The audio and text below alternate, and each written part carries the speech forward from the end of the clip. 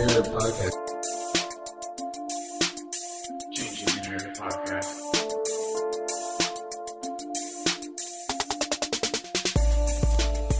Oh shit. You guys don't gotta talk? I was just waiting on you. Oh shit. Now, Are we supposed to say like that in response? Like, you know, don't let me just talk by myself. well, see, now I know headphones is weird. I know it is a little. It's a little different, but we have Ear the nudity. have the Weird, right to it, right to the nakedness. obviously.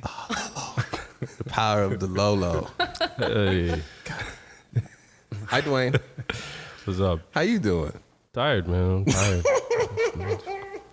Are we surprised? No, I mean, yeah. Tired used to be a way of life for me, but now I try not to wear that as a badge of honor anymore. You know, but I am just being real. Are you sick?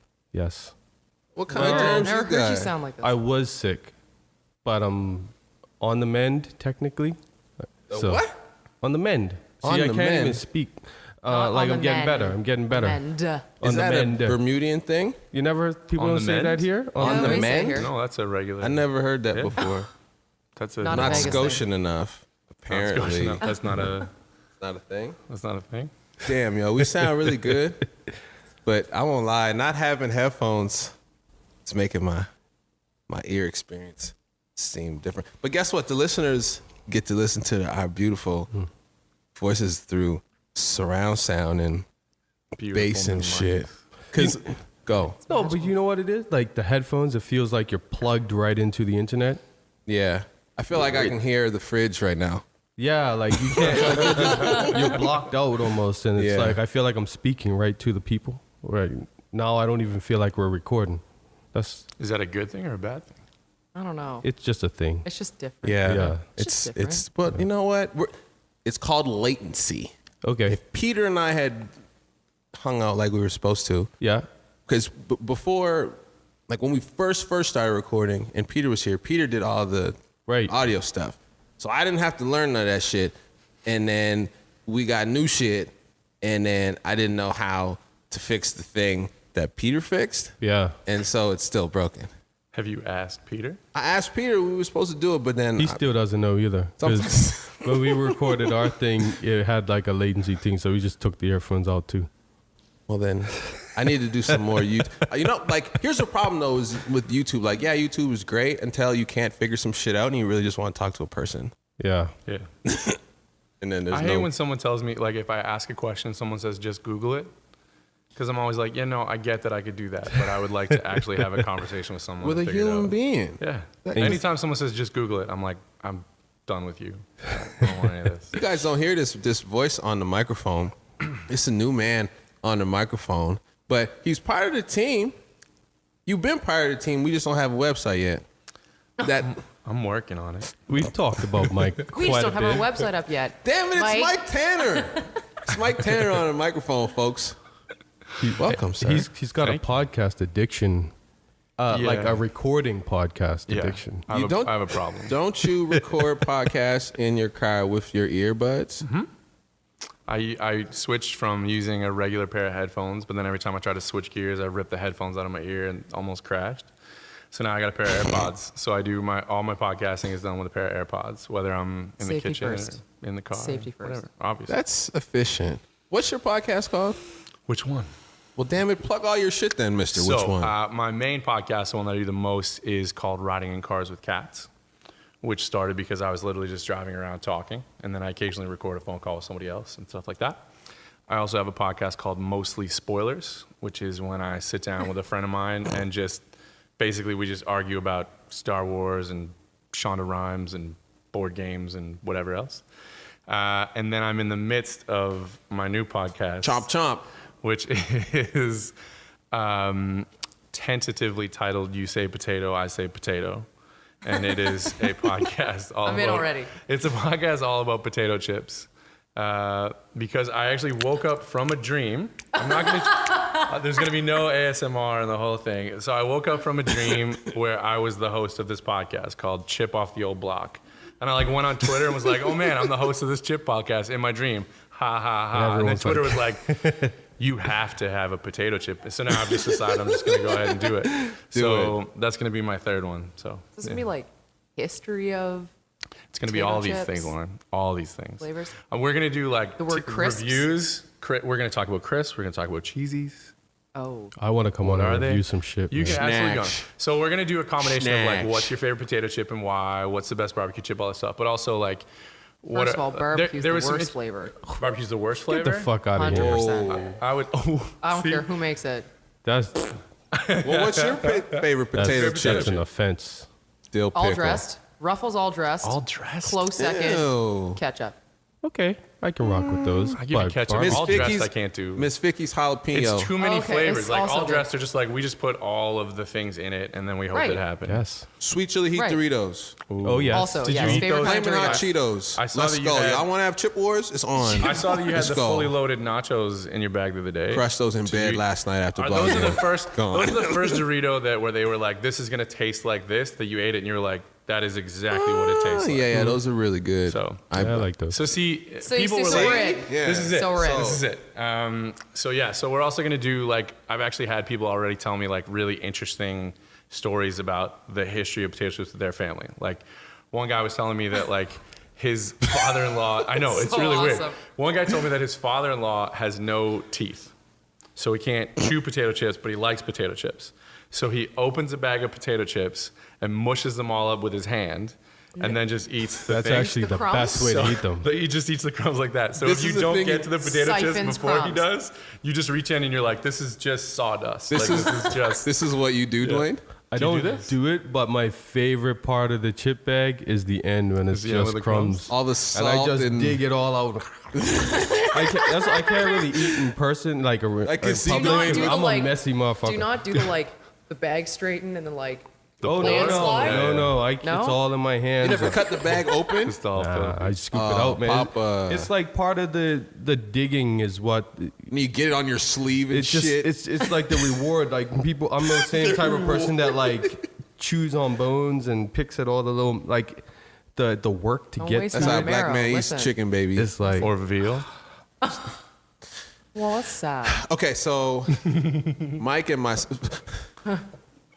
First of all, welcome to the Change the Narrative podcast, episode 45. Damn it, I'm here with some of my most beautiful and fantastic friends. Lauren is to my left, Dwayne is across, Mike Tanner's here. Damn it, we got Sean McMullen is here, Papa is here, and Big Carla in the building. We got a cool little. I wish you guys could see the setup that we got going on, and I wasn't finished.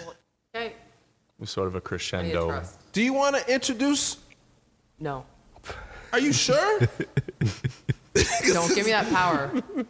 Yo, power to Lolo. It's a beautiful thing. Sandra Hannebohm is here. And Tunde. Tunde? I'm so bad with names, but when I get them, I'll be so proud of myself. That was me just being good, proud of man. myself. It was good. You should be proud of yourself. Thank you. You should be proud of yourself for a lot of things. Like what? Well, I don't want to skip ahead.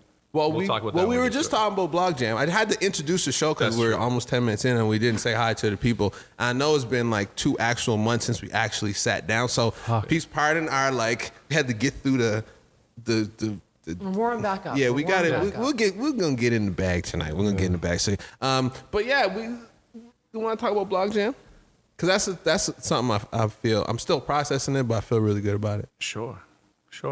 What is Blog Jam, Mike? Blog Jam is an Atlantic Canadian bloggers conference, actually called Blog Jam Atlantic, that's been happening for 4 years. First 3 were in Halifax, and this year they decided to go to Moncton. I was a speaker at Blog Jam 1 and 2. I was an MC at Blog Jam 3. And then this year I was asked to MC and also do a workshop on day 2. What was your workshop? My workshop was called Deep Work for Bloggers. Okay. So basically it was the idea that we do a lot of really shallow, just a bunch of bullshit, busy work most of our time. Right. And that we should spend more time digging into more serious work, and that there's a bunch of things that get in our way, our phones or these really pretty to-do lists that we make and all this kind of stuff, and that we need to kind of actually do the work instead of being like, look, I posted 8 more pictures on Instagram. When you say Which this weekend I just posted a bunch of pictures on yeah, Instagram, we did but- that. When you say do the work, like what is the work? Well, for me, especially working a lot in social media, it's that I see so much stuff that is just put out there because people just want to put out content. They just think like, I have to send another tweet. It's Tuesday. It's at whatever time, so a tweet has to come out. And then you look at that tweet and you're like, that's nonsense. Like, it doesn't mean anything whatsoever. Yeah. So for me, it's about taking a step back and saying like, is this the best work I can do, or am I just doing this to fill the time? Right. So in social, there's tons of people that I see that they're like, oh, we've been doing this social media campaign for so long. And you look at the content and you're like, you could have auto posted all this stuff. Right. And I actually see, the other day I saw an ad on Instagram for this app, and the app was like, we'll just auto make you content based on a few like little tags, and we'll just roll out all this content for you. And they're like, we just do this. And the fact that something like that can happen tells me that way too many people just think that social especially can just be whatever you feel like throwing out that day. Right. And so there's a book I read called Deep Work by Cal Newport, where he kind of talks about the idea that so much of the work we do is so shallow and that we need to dig into that, like actually doing work. Right. Like one of the things that I loved about your workshop, which we'll talk about in a second, yeah. was that when we came to a point where we were talking to each other during this workshop, Terrence said, remember, when you're asking each other questions, the most important question, or the most interesting question, or the biggest question is why. Right. And if you can dig into why. And when he said it, I like yelled. I was like, I hate that Terrence does this. Because every time I tell Terrence something, he goes, why? And I'm like, nah, I got to actually think about it and come up with a reason. No surface shit over here, bro.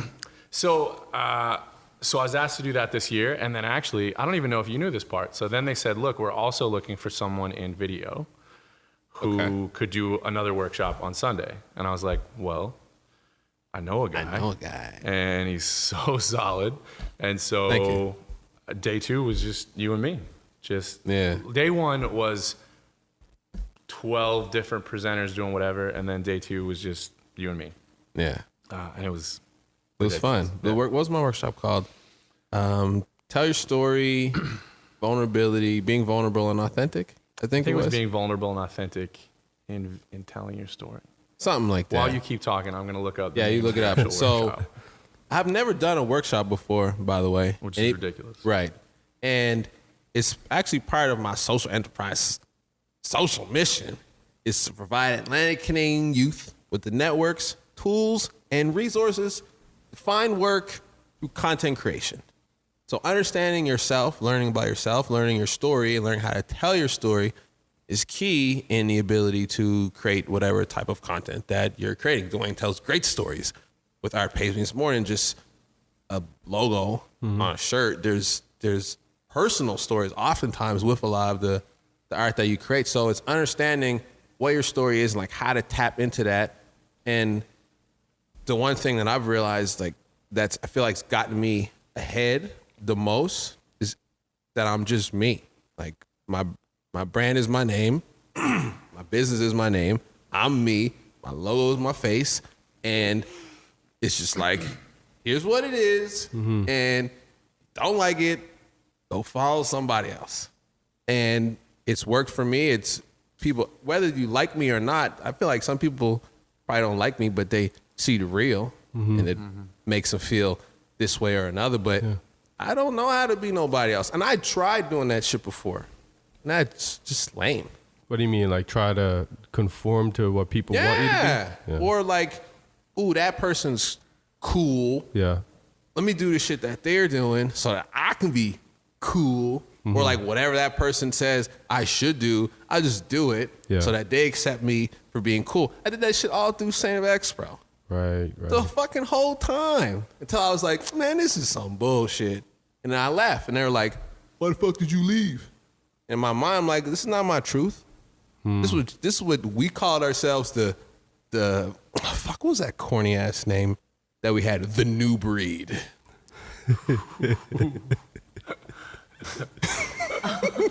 Did you spell new with N-U? No, we How many We wives should've. were in breed? Is there like a... no, bro, but seriously, and it was like there was 5 of us, and we all came to school at the same time, and it was we're so cool and like we're all first years, and it was like, man, that shit wore off quick. And it was just this facade of being this person that you actually fucking weren't. Do you think, and I say this for a particular reason, but do you think that you being heavily involved in athletics had anything to do with that concept of like aligning with other people? And this isn't me saying athletics are bad, but like I played high school football, and like most of my identity in high school was tied to me wearing my jersey on that day and doing this on this day and going to these places. And I find that it kind of taught me this idea of like I think I learned a lot from sports, and it's stuff that I still think is fantastic, but I also had this idea of like get in line and do the things that are expected of you. And I think it's really easy to take that into other fields that you maybe shouldn't carry that part of it into. Right. Like I like the fact of carrying over like the work ethic and all that kind of stuff. Right. And the idea of like line up with everybody else, get in line and do that. Going with dudes as they shit in other houses, spin cycles in the washing machine. What? Did I miss out on my varsity experience? You never shit during the spin cycle? No, I missed the memo on the spin cycle with the shitting. Yo. I didn't Did you guys shit. like high five after that? So this is where I'm like, that's what I'm saying. and this is like the blankest thing. I'm like, oh So God, man, bad, that's yo. stupid. It's Yeah, like, yo. I hate saying that, but that is like so foolish. All to be part of the crew, man. That's what it was. I would have Wow. had you out your fucking mind. I ain't doing that. You guys we can were do out that. of our minds in our defense. We didn't know what the fuck New breed, we were baby. doing. They were the new breed. That's Yo, why. that's what it was. And we lost every game that was important. Oh. So that shit was lame. That shit Shitting was in washers and not even winning. That shit oh, was- How we man. weren't winning Oh, fuck. championships with all our spin cycle shit. That's ridiculous. If somebody did that to me, I think I would have to like. I you have had to to fuck put them hands up. on. You do that to my machine, you're getting some hands on me. We didn't care. We didn't care. But you're right. Like there's this part of just like do fit in, because when you're on the court or you're on the field, you got the same shit on. You're hanging out all the time. You're just you're a family, and it's like now you have to do nothing. You don't, but yeah, I feel like What do you think, Lo? I have, 'Cause- now that I'm 6 years removed from my university experience and still struggling to find a structure in my life that makes sense, Talk about that. I can see like the good and the bad. Totally agree. All the best skills I have, particularly soft skills and being able to communicate, talk about culture, build cultures, change management, all those kinds of things, like dealing with adversity, all that kind of stuff came from sport. None of that useful shit came from school. Team projects, not the same. Not the same at all. Right? But I do feel that. And if you talk to, and I was not an Olympian, but if you talk to an Olympic athlete, someone that's been focusing on something so micro, like if you are a paddler, you're trying to shave off like nanoseconds Yeah. off your score, waiting for a 4-year cycle to make it to qualify for the Olympics and then to go. And when that's all done, because eventually you're going to retire, what do you have? And so the piece of advice that I give to any girl that I coach now is, particularly when they're in university, you are not volleyball. Because Fuck, I wish somebody told us that you shit, wrap man. your identity up in it, and I did for years after. I mean, I still like tell people like I'm an athlete. No, I am not a fucking athlete. I am now what my girls call a NARP. What's Do you a know how- narc? What is A that? non-athletic regular person. That has a word now, which I find hilarious. It's a great name. But, I I give them love that it. advice. I'm like, you are more than just a sport. This is the means to an end, not an end in of itself, because you will not Yeah. forever be a volleyball player. Yeah. This, What are the other things that you have? yeah. Yep. This is really interesting because so Terrence's workshop, which was called Tell Your Story, Storytelling for Videos and Blogs. You didn't mention vulnerability in the title, but we did talk about it. I freestyled that after. Yeah, that was 'cause after the I changed fact. my mind. I like that. yeah. You were like, this is what I'm going to do. And they were like, okay. But one of the things that was a huge part of this was what is the negative story that you tell? Like, what's the negative Yourself. story that you tell yourself about yourself all the time?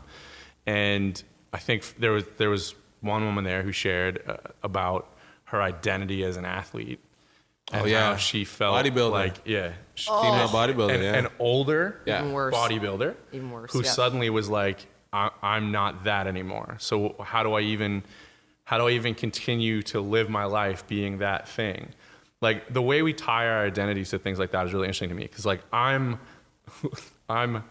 19 years removed from playing high school football. That's the last time I played football. I blew my knee out after my senior year before I played college, and that was it. But I still, this weekend we were talking about football, and I was like, oh yeah, here's the scores of all of my grade 12 games. Here's like I could still tell you like all of those things, because I for so long tied my identity to you are that thing. Now, before, one of the things that we talked about during my workshop was this thing called Gretchen Rubin's 4 tendencies. And so what she basically says is everyone is one of these 4 things. And they're amazing. Like, once you start to dig into it and you start to meet people and talk to them about it, it's really interesting. So people are either an upholder, which is you follow the rules. There's a rule, you follow it, end of story. Obligers, who basically tie all of their sort of who they are to what someone else thinks of them in most cases. Questioners, who are like, well, I need to know all the details. I need to weigh all the pros and all the cons about everything that there is. And then there's rebels, who tie themselves to what they believe is their identity of something. And I am an obliger. My life is tied to what everyone else thinks about me. And when I was in grade 5, we started moving. In between grade 5 and grade 7, I lived in Wolfville, Digby, Yarmouth, Liverpool, Antigonish, and Halifax. And so every time I moved to, I was like, okay, I have to now be best friends with everybody. And I was this ridiculously tall, ridiculously scrawny kid. Like, I had an Adam's apple and shoulders. Like, that was like my whole body was like a stick drawing like that. And then when I bulked up and started playing football, and all of a sudden you get the idea that like, it's so weak, but like, you're cool and you're part of this thing and you can do whatever you want. At our school, the football team ran the school.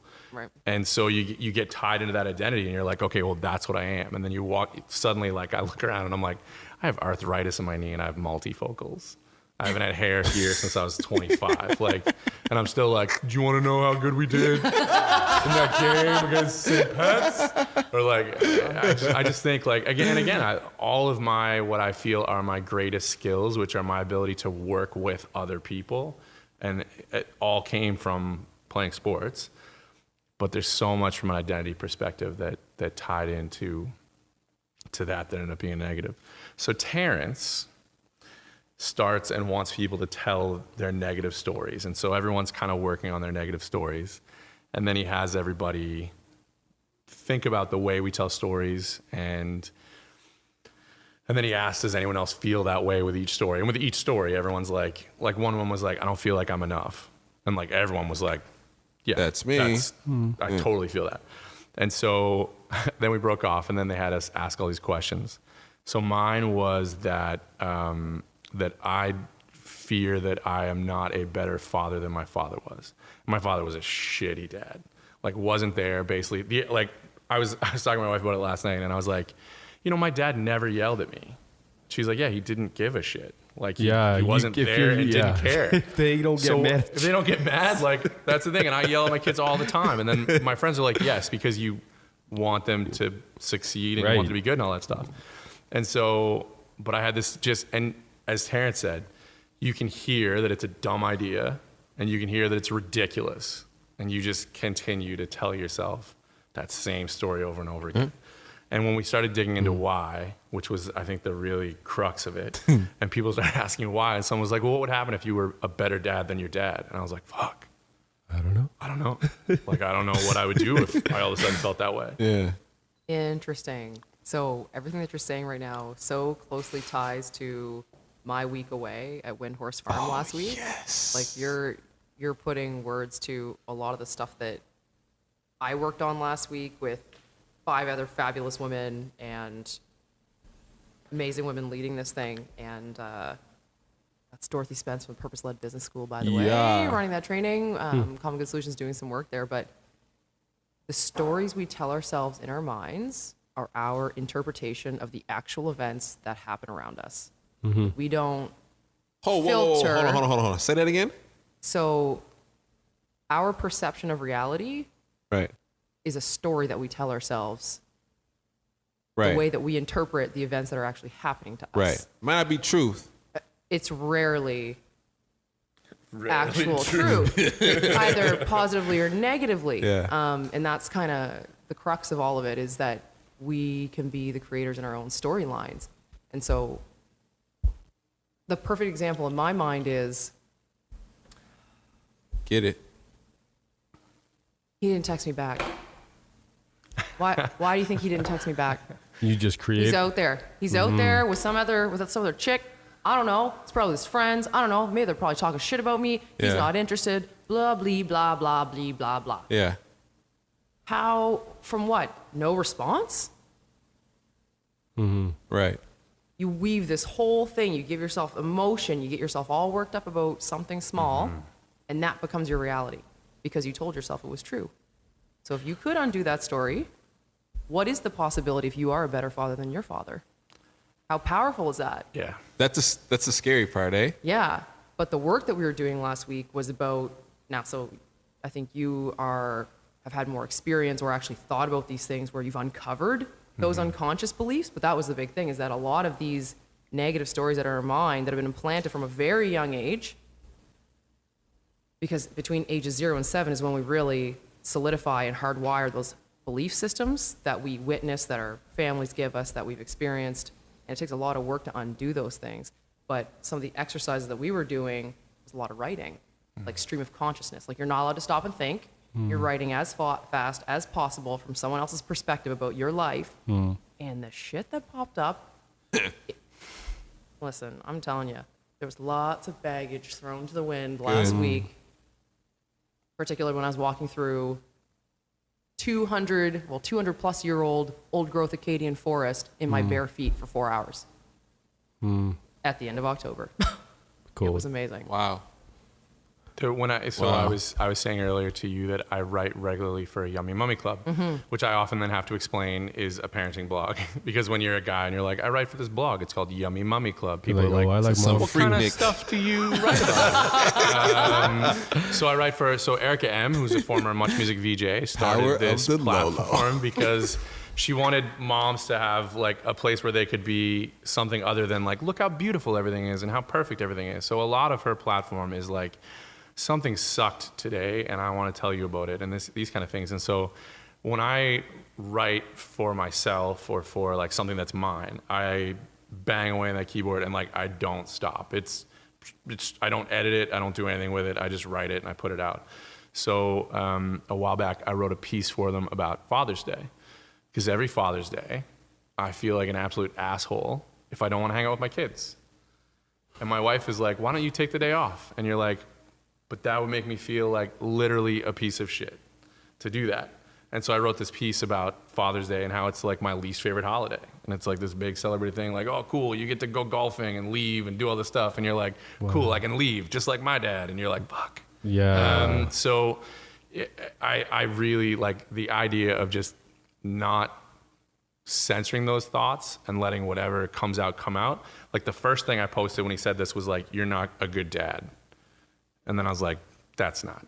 Like, that's the edited version of what I am actually here talking about. Yeah. But when we started, like, Terrence was in a room full of women who had never met him before in their whole lives, except maybe as the guy who was walking around with a camera the day before. And the stuff that you got people to bring out and talk about and continue to talk about on social and well after it, and then on the way home, he's like, yeah, that was my first workshop. And I was like, that's the first time you've ever done this? I was in awe. Like, because people were telling me like, you look really comfortable doing this. I'm like, yeah, I speak at, anytime there's a conference, I'm like, I'll go talk. I love talking. But to just be like, oh, I guess I'll just stand in this room full of 75 women and have every single one of them have this life-changing opening experience was Let me cut you off there, though. Yeah. You went to education school, so did you feel like that had something to do with it? Absolutely. And Mike, we had even talked about like the dynamic of the workshop. Like mine was more stop, talk, back and forth. Let's watch this. All right, let's break into groups. Okay, let's ask questions. So, and I'm used to being in, like, when I taught Citadel, I had 42 grade 12 students in the classroom. So it felt really similar in a lot of ways. I would have never been able to get high school students to open up the way that these older women did. And I think that played to my advantage. Absolutely. Yeah. But yeah, I felt like being in a classroom, but like a little different, but very similar. But the demographic was, it was cool, man. It was a cool experience. So, to piggyback on the self-talk thing too, do you think, so I had a situation at home yesterday. Do you think that like entrepreneurs are built differently in terms of our tolerance for risk? 100%. And that we don't have as much of the self-talk about what could go wrong with shit? So we're more willing to jump than other people because... So I would say a classic entrepreneur, because I know entrepreneurs that don't have a super high risk tolerance. Okay. And therefore preferred to build a side hustle before they said, fuck it, I'm starting a business. Right. They wanted to Yeah. make sure it was lucrative and safe and Yeah. smart, and then they were going to bail on Right. the day job. But do I think there's inherently risk with being an entrepreneur? Absolutely. You always have to be making sure that you're making bank, Yeah. that you're reaching the people you need to reach, and how could you possibly be an entrepreneur if you weren't willing to take risks? Yeah, because I always thought I was very averse to risk because I'm the side hustler, but I've started to realize that I'm more willing to do risky things than I thought. As far as like, okay, I got a side hustle, but I'm willing to drop 5 G's on something Yeah. that I don't know how I'm gonna make back. I just think I'm gonna be able to make it back. Yeah. And everybody around me is like, "You're fucking crazy. What are you doing with our money?" So that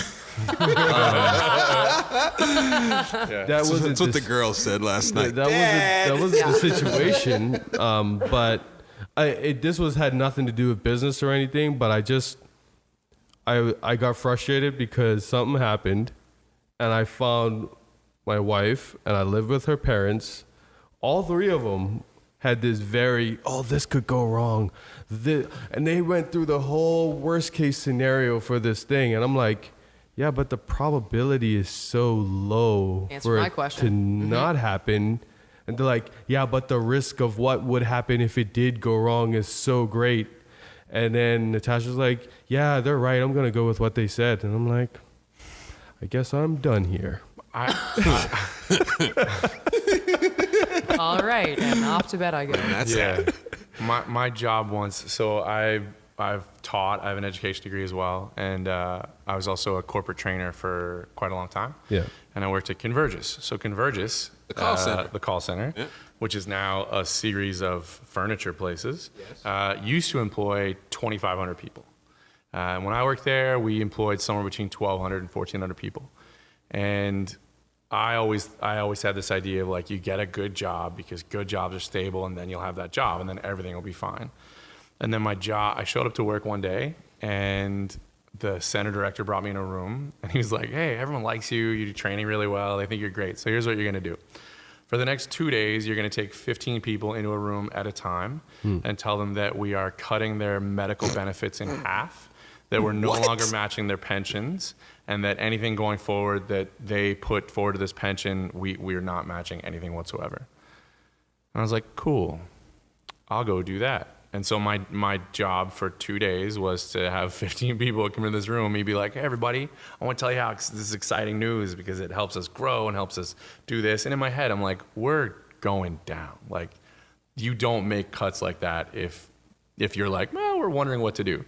And so I had this idea after that and after a couple other jobs where I was like, stability in NARP jobs is stability in a normal job is a myth. Like, you can have that job and just it's gone.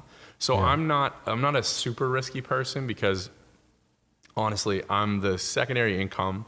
I was telling Laura, my wife's the breadwinner. I get like ketchup, maybe mustard. Like I don't do any of the, like there's no meat. It's just whatever I do on the side.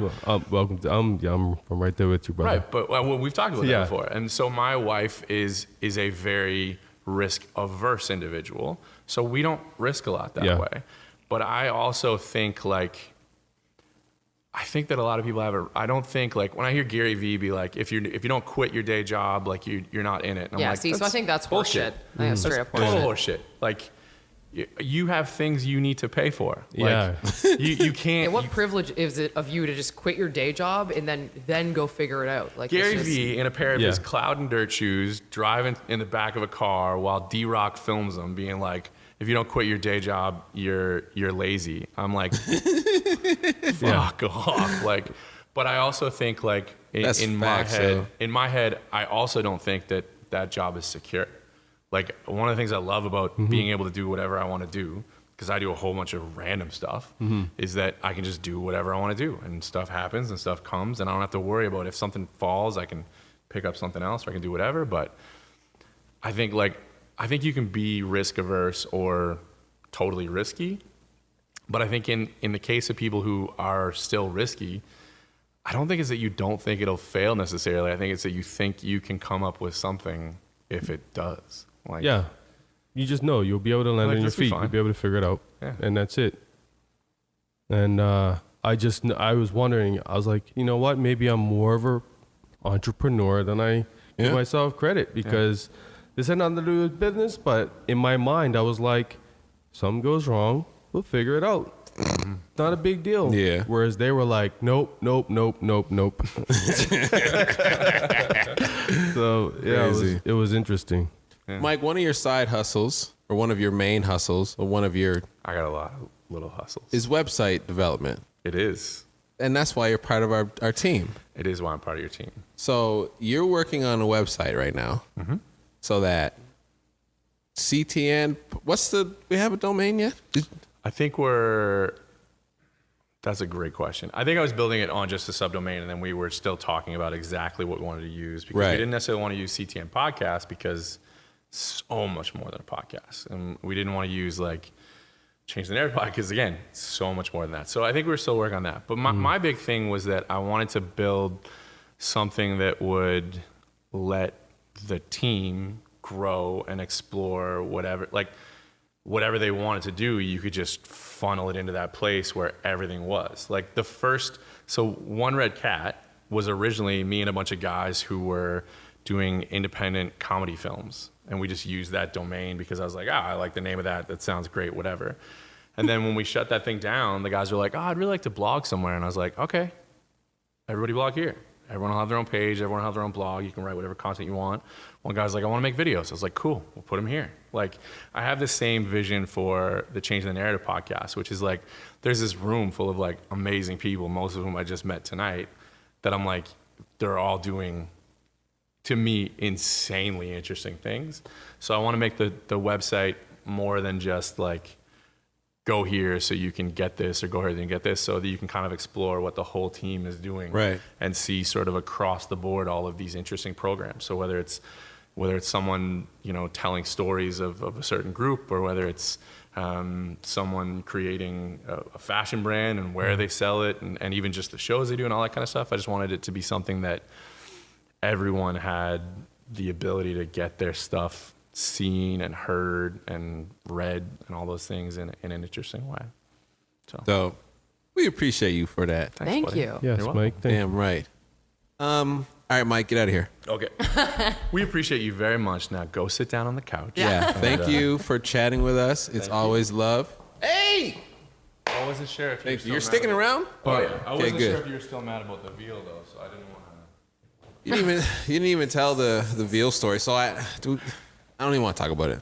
It made me Should I sad. switch? No, Should I sad. hop in, or Feel sad. No, should I you're stay good here? there. Stay? Okay. Here's what we'll do. We're gonna rock out because we got a couple things we gotta go over, and then we're gonna bring somebody else in here because we have things that need to be written. It didn't go as far as I wanted to. We got things that need to be written on this website, so we got to talk to the person who's writing the things that go on the website. You know what I'm saying? You know what I'm saying? She's like, Hannebohm in the bed. And so we're going to get to Sandra in a minute, but goddamn, we got some shit we got to talk about. Quick things.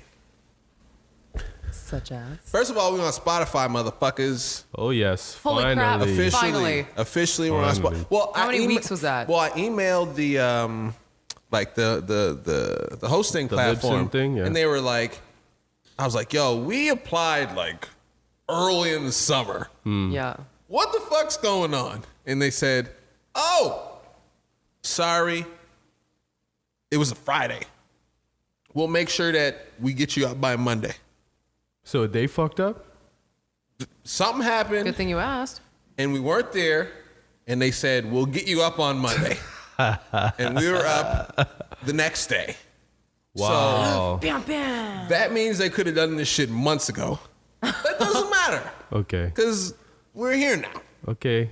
So we're on the Spotify, yeah. Changing the Narrative podcast. There's some bullshit ass podcast that's on there called Changing the Narrative podcast. Had like 3 or 4 episodes, but they're only 1 and 2 minutes long. Oh, did you listen to it? Bullshit. Oh, okay. How long ago did they start? It's beef. You want No, but that like, smoke? how long have they been like? Let's go. Sorry. It's bullshit, yo. How long has it been up? I don't know. I'm here. I'm a You bring it up. Changing the Narrative.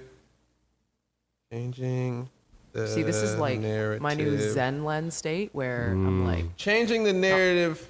you want to be like, Bro, October Burn it 5th, down. October 5th, September 26th. So they just started? 1 minute, 2 minutes, 2 minutes. just so you know. The network, the power of connection, and the thought. Listen, I'm only giving them pub for us to, everybody who's our listener, to go and complain and tell them that they're, Tell them we want that smoke. they're imposters on the Spotify, and we will not accept Where's it from? impersonators. Where's it from?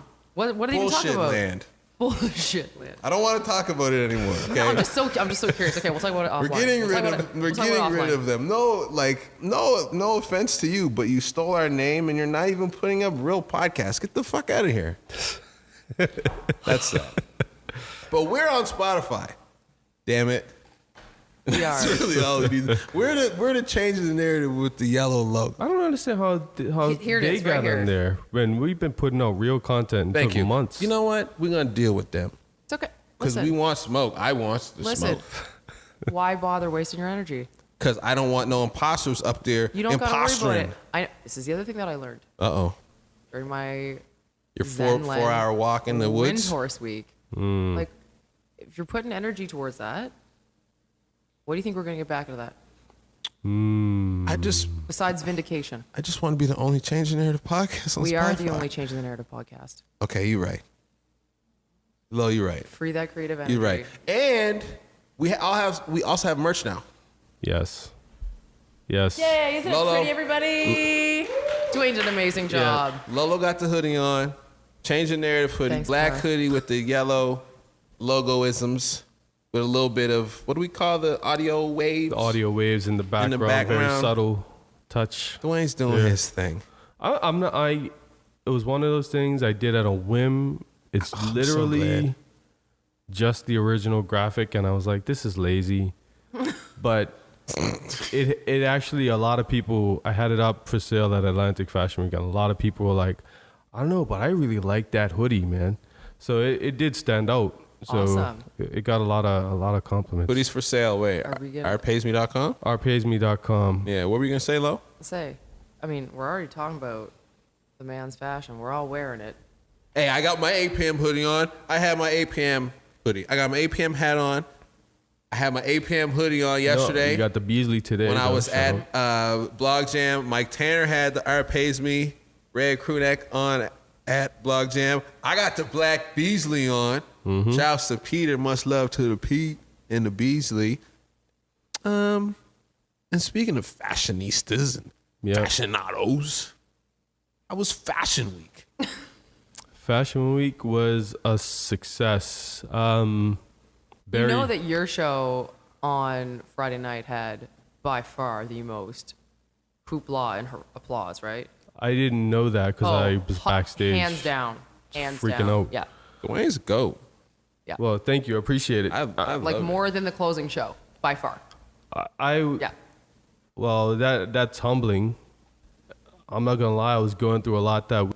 Terrence knows a little bit about it. I'm not gonna go into it. Don't do it. But it was a stressful week between the house and everything else, and day job, and just trying to be like good at this shit. I didn't even pick up some of my product until I think the day before, so I didn't know how it was gonna come together. Shout out to Par. She was like my right hand during the event and like helped keep me calm and all of that stuff. But like it was dropping my kids off and making switches with my friend right before and all kinds of madness. But then when it came to to actual like the runway part and all of that, smoother than probably any show I've had. Like Really? It wasn't as much chaos as there usually is. I know you probably thought it was chaotic, but it's way worse usually. Yeah, you were pretty calm in the backstage. Yeah. I haven't seen you like that in ever. Yeah, like Moments in Culture, I was literally just running from one end of Man, the library to the other. Pork, deep fried pork, slow roast juice on his leg. Yeah. It smelled good because though. I was an idiot. I was trying to cook. I see. I was literally cooking the day of the show because I wanted to have stuff for the guests and for the models, and we had food and drinks and kids all over the place, and it was stupid. And only Salitha and I were the only people working. And then That was ridiculous. Salitha had some volunteers, but like they didn't know all the details. Right. So it was like we still had to like go behind them, and we were both stuck in creative mode, and we couldn't really manage the infrastructure part of it well. So that was a life lesson right there. So I was like, yeah, Atlanta Fashion Week, I'm glad I don't have to deal with none of this bullshit. I could see Angela and Jody had the same eyes I had at Moments in Culture. So I left them alone as much as possible, and I just focused on my models and my looks. And he kicked fucking ass. Yeah, like I still was designing my slide up until the very last minute, just like Moments in Culture. Which, I remember seeing you sitting on the floor there with the laptop, getting to it. Yeah. Didn't you go to Starbucks for Wi-Fi? Yeah, I went to Starbucks because I knew. That's what I was saying. It was nice to have Par because Par was there to like talk. Models tend to have a lot of random questions, and I was like, Par, you're gonna have to deal with them. I'm going to Starbucks. Speaking of, I remember. I feel like Peter. Or no, Alex Rose when she came on the show and she talked about having. She goes to these shoots to bring a friend with her. Yes. That friend is typically female. Yep.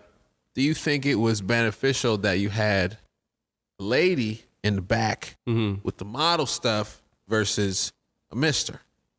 Yeah, that yes and no. I've had guys help me out backstage before, and they hadn't done that kind of stuff before, so they were giving me looks like, Dwayne, that girl just took her top off. I'm like, yeah, no, just chill, man. Chill. It's good. Just chill. Fashion show. So like, it is this like a little bit of a culture shock thing for dudes, but the type of women that model generally are the type are just comfortable and don't care anyway. Right. But for me, it was I felt mostly uncomfortable in the beginning, especially some of them were 16 and 17. Right. So I'm like, I feel like this creepy old dude talking to these attractive women and girls all around me. But I'm just used to it now, so it's not as big of a deal. But yes, having a woman in general, I think, does ease the creep factor. But in that environment, there's so many people around anyway. To be a creep, you have to be really real creep. Yeah. So like when she means like fair. when you invite someone to your studio and it's just you and the model, that's when things can really get weird. So I think what she said to bring a friend is good advice. Nice. So, Good. yeah. So you're happy with Fashion Week, and now what's come out of that, and like what's been like what are you building moving forward from that? Yeah, so basically with Moments in Culture, the lesson I took from it was I didn't have any of my stuff for sale that was on the runway. I had intended to, but I was so focused on the event that I didn't get a chance to do all of that. But this time around, like, I put the effort to just get all of that stuff ready before Fashion Week, ready to go, and people were seeing it and buying it. So I had great sales. My mom tried to buy 2 shirts. Yeah. She's still gonna buy them. And Need the size, but yeah. and again, that was part of the organizational mishap stress that I was dealing with, because I at that point didn't have all my sizes with me. I had them on Saturday, but it was literally like, oh, what do I need? What do I need? What do I need? So when you guys saw me on Friday, that was probably the most. It was not a good time. Yeah, but you did it. But overall, though, like, I've had a lot of compliments over how the collection presented. Yeah, and the best sales I've ever had, period. So Awesome. it was yeah, it was a win. So for the next little bit, I'm not gonna focus on designing any more new stuff. I'm mostly gonna focus on just the existing product and getting it across the country and then across to the United States, then really to smart. Europe, and I'm just doing one city at a time. Exportation. NSBI is helping There's me with money export. in exportation. Yeah. Hey. I took, because you guys were talking about that Yes, during the we summer. I was like, you know were. what? I'm going to take them up on this and friggin' just call NSBI, see what's up. Yeah. And they've been like on it. They've been really helpful. So Awesome. connecting me Fucking with love hearing that advisors and Love it. everything. Well, and plus that line is so topical. Like, people are feeling unsettled, and there's a lot of blame flying around. There's Yeah. a lot of everyone feeling on edge, and in particular, well, the shirt that my mom really loved was purpose over profit, purpose and profit. Yeah. It's like it came down the runway, purpose over profit. And Mom was like, and it was so awesome. Thank you so much to Jody for pointing out 3 front row seats. My mom thought that was like the best thing ever. There you go. Oh my God, you had a fashion Much week love, and Jody, sit you in the loved. front row and like be a VIP, and because we had just walked in and Jody's got this like white fur coat on. Let me and- just hold yeah. up. No, I don't want to. I don't care. Did you see Lauren? I know. I told her she looked like she worth about $10 million in that coat. Yo. She looked like Thanks. Laura looked Yo. official.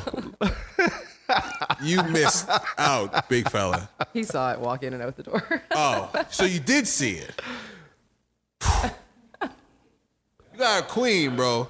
She came in all tall and just like this You got a fur queen. thing. And I'm like, Yo. what is? Yo, Lo shut Want me to turn up? Lo shut the shit down.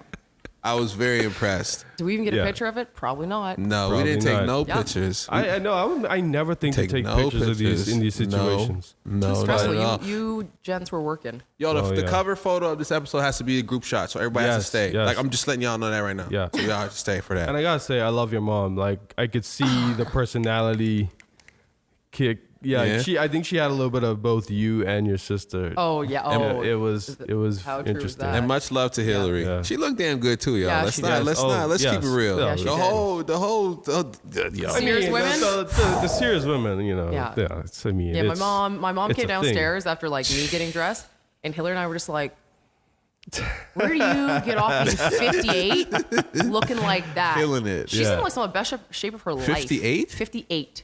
Yeah, man. Ooh. That's I know. Listen, Ooh. I know. Linda? It's trouble. Linda. Do your damn thing, Linda. What did Charlamagne used to call that? I'm What? not even gonna do that. I can't do that. Oh, I'm sorry. I'm not gonna do it. you know it. I I'm can't not gonna remember. do it. I know what it is. I'm not gonna. I'm not You have gonna to say say it. it now. Just say it. VV. Vintage.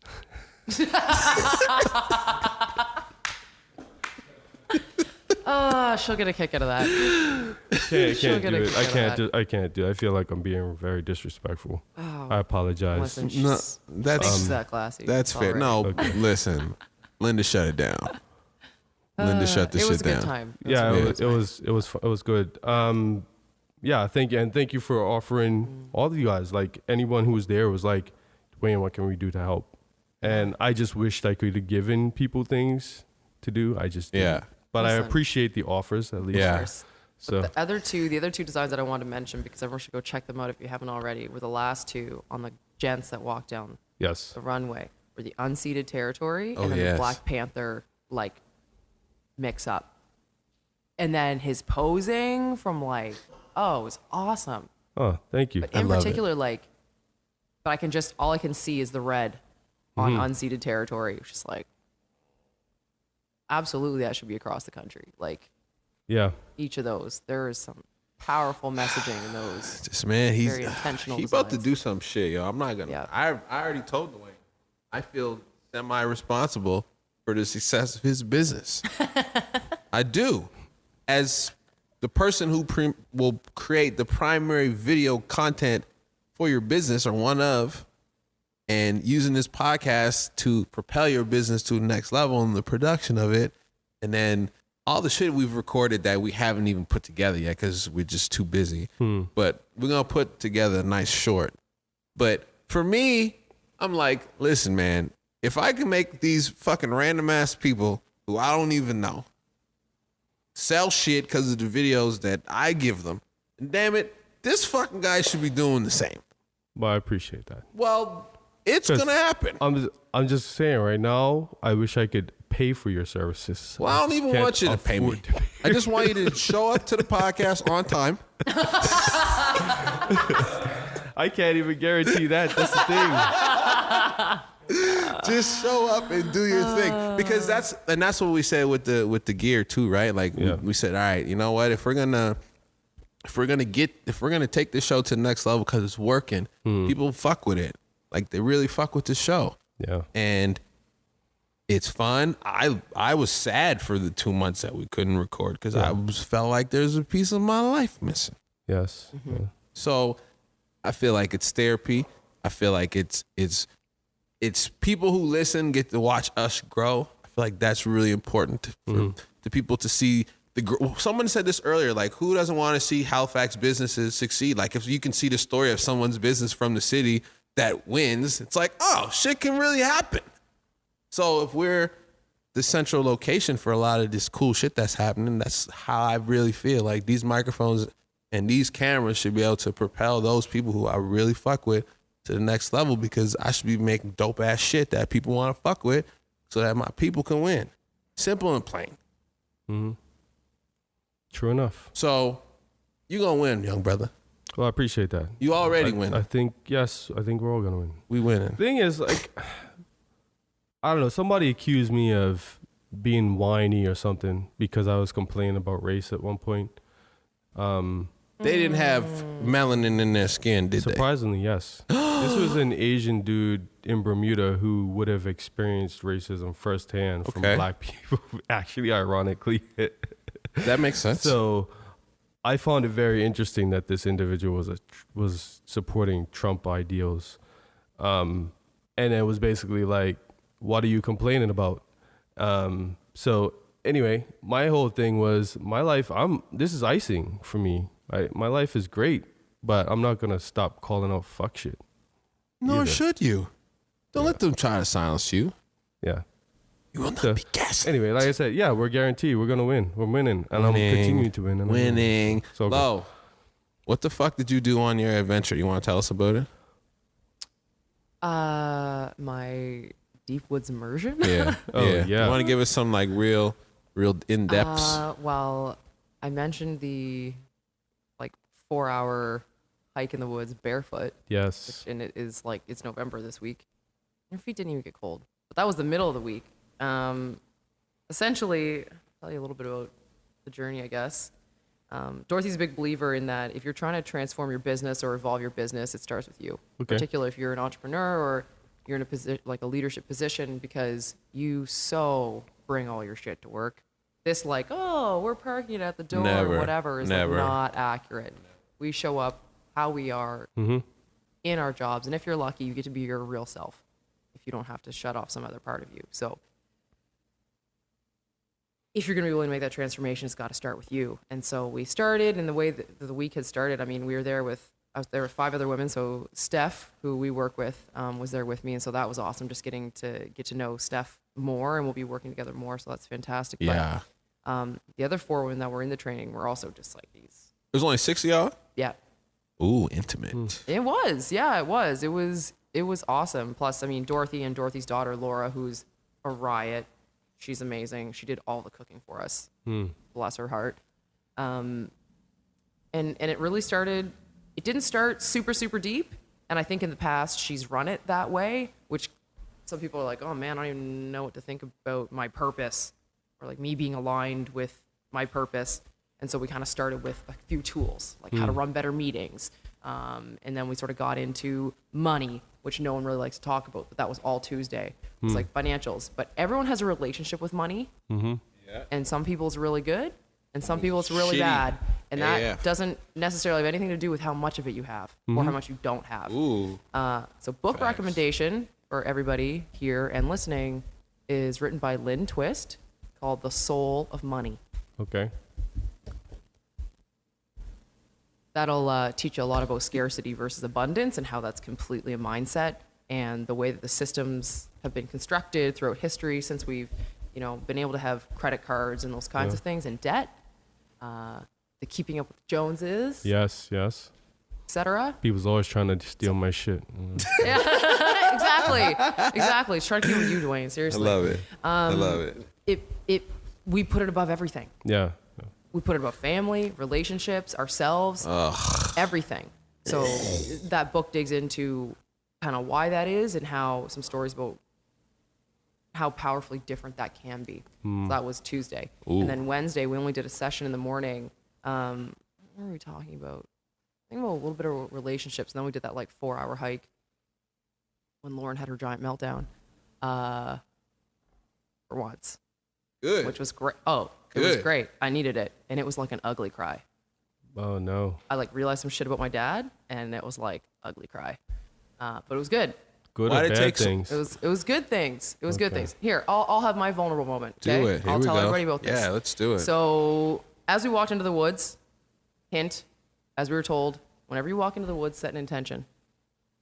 So the intention for myself, because for whatever reason, and I don't get anxiety often at all. So for anybody that experiences anxiety on a daily basis, I lived through that for a minute. All Wednesday morning while we were doing whatever work before we went on this walk, I had this like sickening rock of a knot, like at the top of my stomach.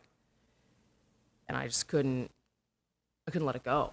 I was like, what is this? I was trying to like listen to it. Okay, what are you trying to tell me? That was the other thing we learned.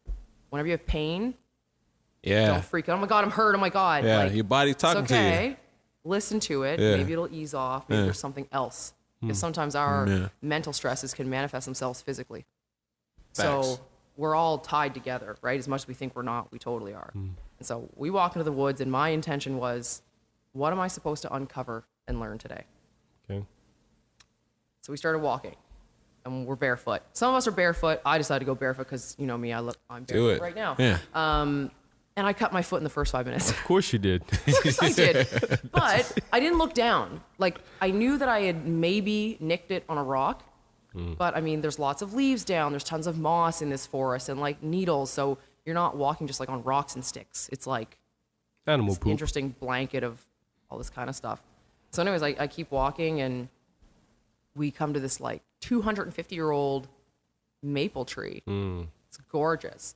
Then we come to this, like, 200-year-old oak tree, one of them representing feminine energy, the maple tree, the other one representing masculine energy, the oak tree.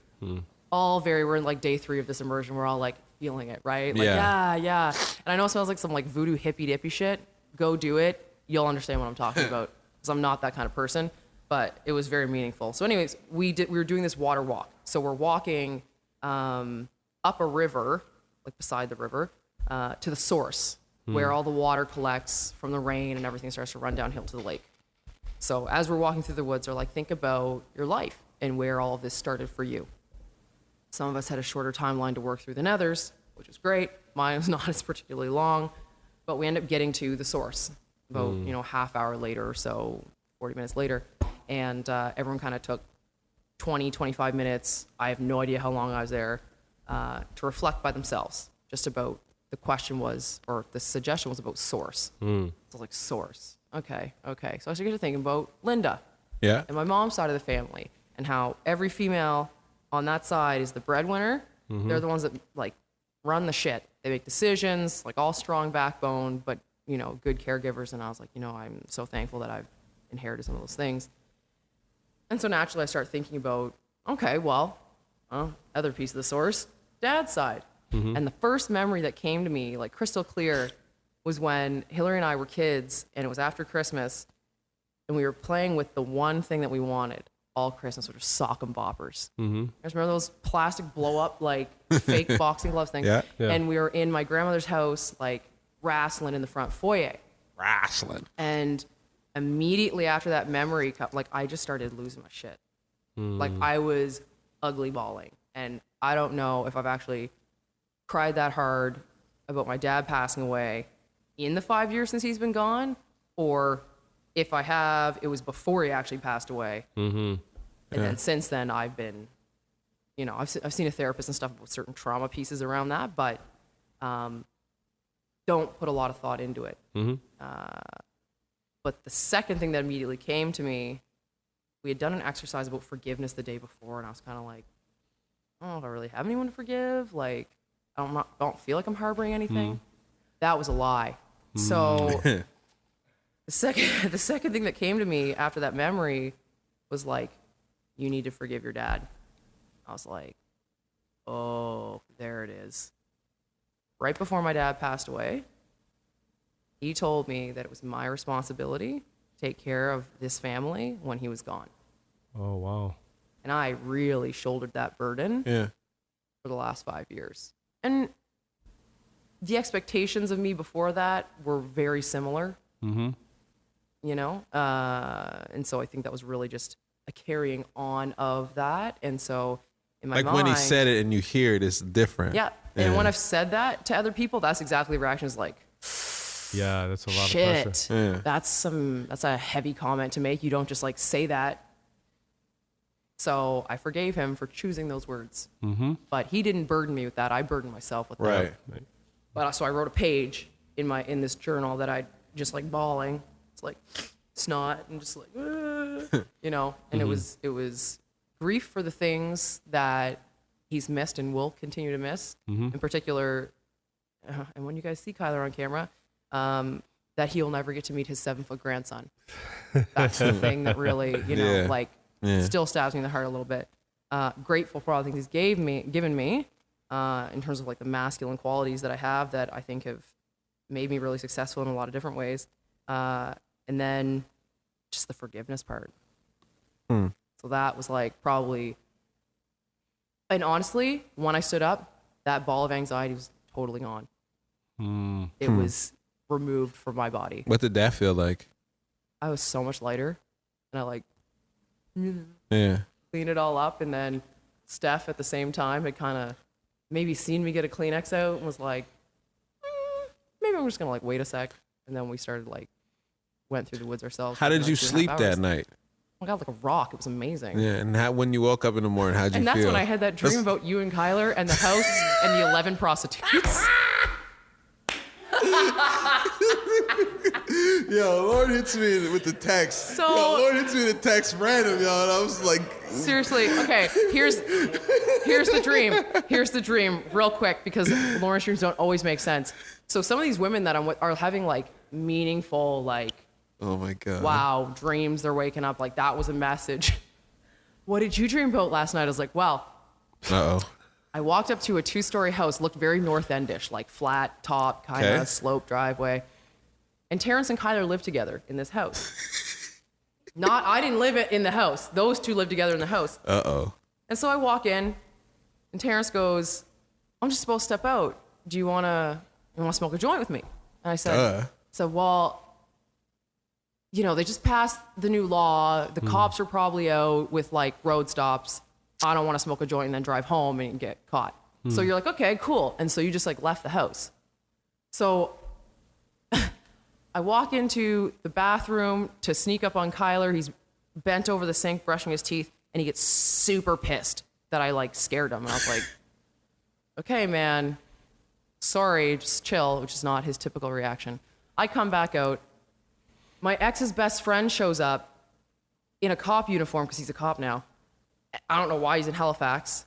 And he says that he's just like looking for prostitutes. And I'm like, I don't know anything about any prostitutes around here. He's like, all right, cool. And then he leaves.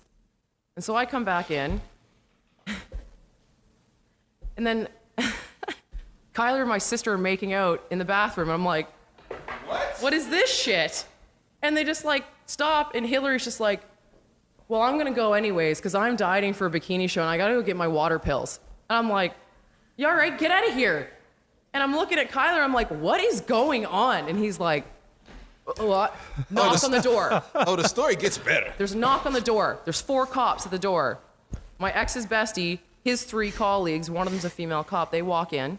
All of a sudden, you know how you like, just jump in your dream like you're just somewhere else? I'm now in the basement with 11 prostitutes. They're not dressed like ladies of the evening. They're just dressed in like sweat clothes. But I know this. Like I know this, and they're trying to hide from these cops, and I don't know why. You guys aren't harboring them. You're just like letting them stay there, like as a safe house or something.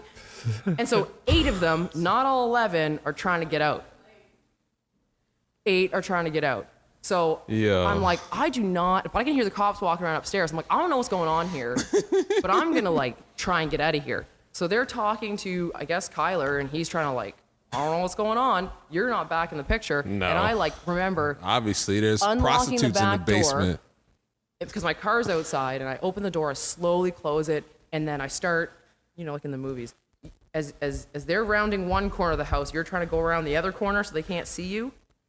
So I'm doing this, and then the female cop's the only one like smart enough in the situation to figure out what's going on. She's like, whose car is that outside? Uh-oh. Kyler's like, And she's like, well, the back door's open, and there's a set of car keys there, and I'm like hearing this, and I'm like looking up under the window, trying not to get caught, and then the alarm went off. Wow, what does that mean? Everyone's like, what do you think that means? I'm like, I don't think it means anything. I think it's just dream shenanigans. You were free. Your mind was free that night, so it went to So there you very go. random of places. So yeah, there was Wow. 2 more days of like, so that was the first 3 days. The last 2 days, just to sum it up, was actually the personal deep dive stuff. So talking about, so this is some yogi stuff, but the soul has 4 desires. You have your purpose, you have your resources, like the gifts that were innately given to you to carry Yeah. out your life's purpose. Pleasure, which most yogis have a hard time with, but you enjoy nature and art and food and beauty and all these kinds of things. And yeah, banging. And then, Why do they have a hard time with it? because a lot of yogis at times feel like they're like repentance or They're more the restrictive suffering type is people? is the journey. Right.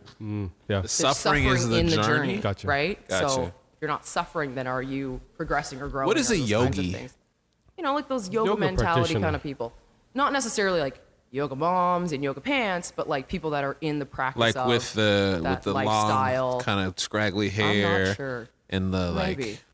like Maybe some of them. untamed chests. I don't know if that's what qualifies them, more so the I like. would say just people who are mythology. more, they're like consistent, regular yoga practitioners, or it's a way of life more so than just, Yeah. That's something I do, you know? Yeah, and they might not be like Yogis. yoga teachers or anything, but Yeah, might but just yeah. be like living their lifestyle like that. Yeah. And the last soul's desire is freedom.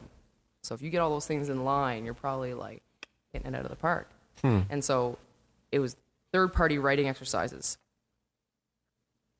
You had to write tributes as if you were having like your 80th or 100th birthday, and you're gonna have one person that could represent you in each of those categories, pay tribute to you, and talk about all the things that you did in your life that were unbelievable.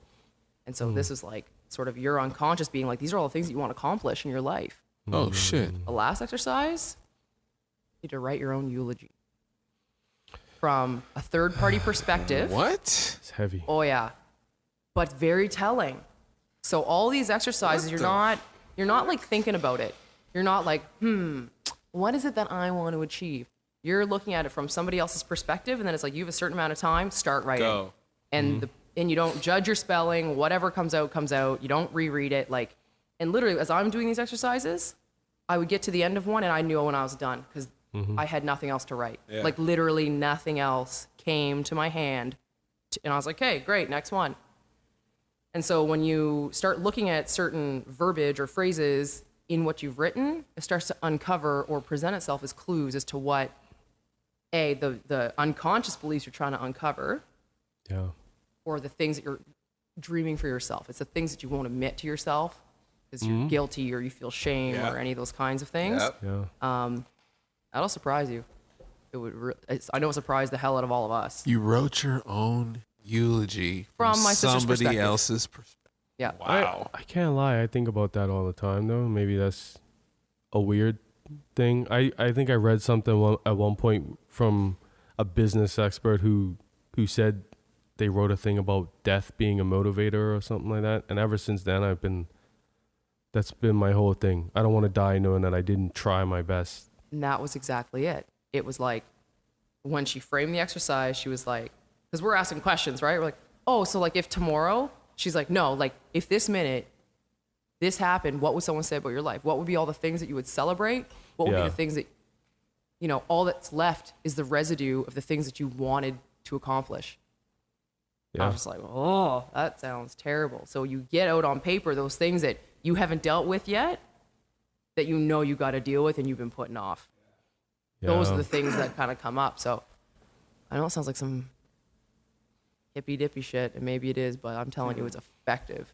So, and Wow. all 6 of us left there are feeling Whoa. so light Yeah. and rested Yeah. and amazing. Yeah. So Good for you. thank you. Totally worth it for lots Good of for other you. people. Your energy does seem different today.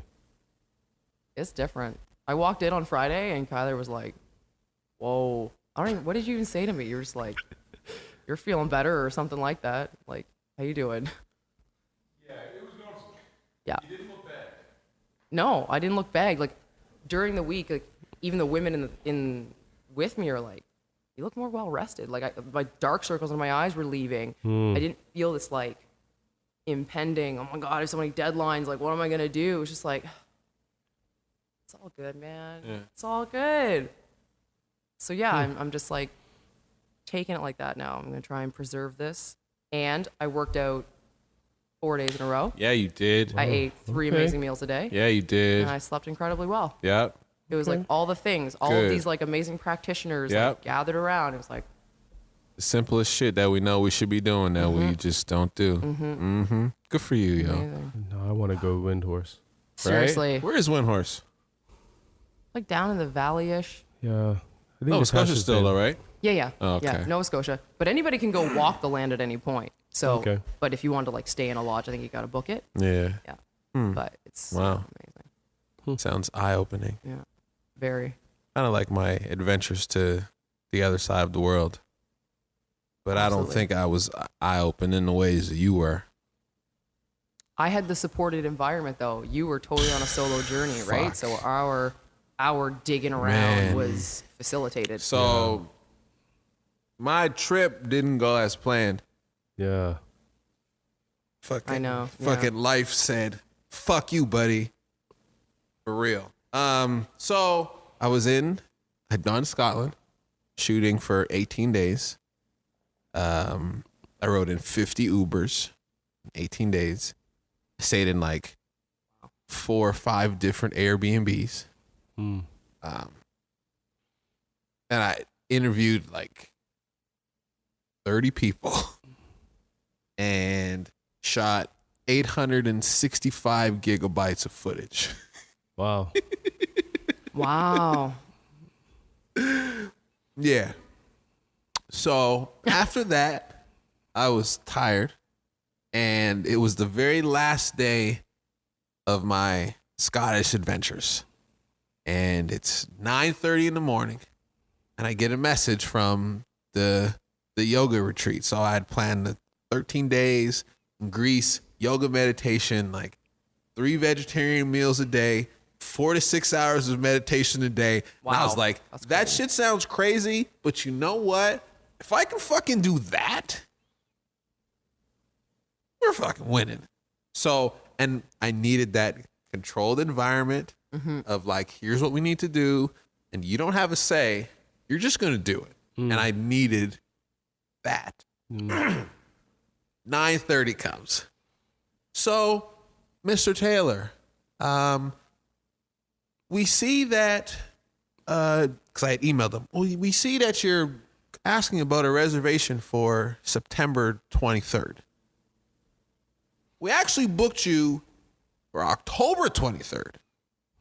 So your reservation actually doesn't exist. And I was supposed to fly out the next day. Your reservation actually doesn't exist. There's nothing we can do about it. So I said, I was like, my heart like sunk in my whole body because I was exhausted at that point already. Yeah. And was like, I need this retreat. I just need to go. And it didn't happen. So then, because I was just an emotional mess, instead of coming up with like a legit backup plan, I was like, you know what? Fuck it. I'm just going to go. So I went to Greece. I was like, I'll just find a nice Airbnb, a nice place, and nice little villa with a pool and shit. Just like go relax. Because you know what I want to be doing right now? Nothing. So get the villa, get on a plane, get on another plane, get in a taxi, get to the villa. Villa's beautiful. Yeah. But I'm in the middle of nowhere at a time when I had been planning on like focused, like learning and like intentional doing. I was in the middle of okay, so in Greece, their Wi-Fi operates like our cell phone data. Okay. So if you watch Netflix for 4 hours, Yeah. you've used all of your house data. Jeez. It's gone. Do you get more like the You have next to day? call and buy more, like if you went over onto your phone. And it's not like you can go over and they charge you more. No, the shit just turns off. So I was there, I had no internet. I really needed to be doing more intentional things. And I had nothing to do. Hadn't been smoking cannabis for 3 weeks. And I was just out of whack. And at a time when I needed structure and I had none, I do what I oftentimes do when I'm in a shitty place, feeling exhausted and in a hole. I said, where's the booze? And me and booze tongue kiss for like 5 straight days to the point where I was like, because I had 3 weeks of vacation. Yeah. I said, if I stay here another day, I'm going to keep doing this. Like, I'm not going to stop. I would like wake up, drink till I could pass out, fall asleep, and then be up like random hours of the night, then wake up the next day and like shuttle into the town and get more booze and come back and just do it again. Oh, man. And it was like, bro, I was just like, what is going on here? Were there tourists around? Like, were there like places you could go to I party need to at least? stop booking fucking places in the middle of nowhere. So there weren't even like clubs you could No. go to or anything like that? Like an hour walk. So I just, and I blame myself, but I was really just like not in a good space of even making decisions. Like the week before I left Halifax, I was just like going so fast that I was just doing stupid shit. We were shooting courses. I shoot 6 courses. I put the SD card in the computer, upload the courses, think I uploaded all the courses, uploaded half the courses, erase the thumb drive, take it out, check the drive, and see there's only half the courses. And the person who we shot the course doesn't even live in the city. And I'm sitting here like, what the fuck are you doing? But just like trying to do this and trying to do that and trying to go here, trying to get that and doing all this shit. I was like, man, what the fuck? Get sucked into it. It becomes this like spiral. Sean, you said earlier you're so in it that you don't even realize you're in it. And it wasn't, it sucked the worst because I was hoping just to get to Scotland because I was like, Scotland will be the break. And then Yeah. Scotland was like 3 weeks of like Yeah. turn up. Yeah. And I was like, whoa, I'm toast. And I probably Yeah. drank every day for like 27 days Jeez. Oh my God. going. Just alone and feeling shitty and sad and depressed and just like, it's not gonna get any better. So if we're going this way, let's just fucking keep going this way till we hit the wall. Oh, Then, man. yeah, that's what happened. And then that's what happened. Yeah. That's what, and I was like, you know what, guys, I need to come back. I can't be here. Like, I'm literally going. I'm. You know when you're in it and like you're in the spiral and you're aware of it. Yeah. Yeah. I was just like, nah. And then my mind was like, bro, you have to get out of here, or it's shit's going. So I just left. Yeah. Came back. I probably worked less than I've ever worked since I started this shit. And I said, it ain't worth it. I did all that work, got this gear, whatever. Okay, cool. Now what? We're just gonna keep working to just keep. No. Today, I'm not gonna do shit today. Guess what? You fucking deserve it. You don't take days off for fucking 3 years. You get this afternoon. You know what? Sleep until 11:30. That Netflix show you watched last night, watch it again in the morning. Don't even do anything. All right, fine. I'm not doing shit today.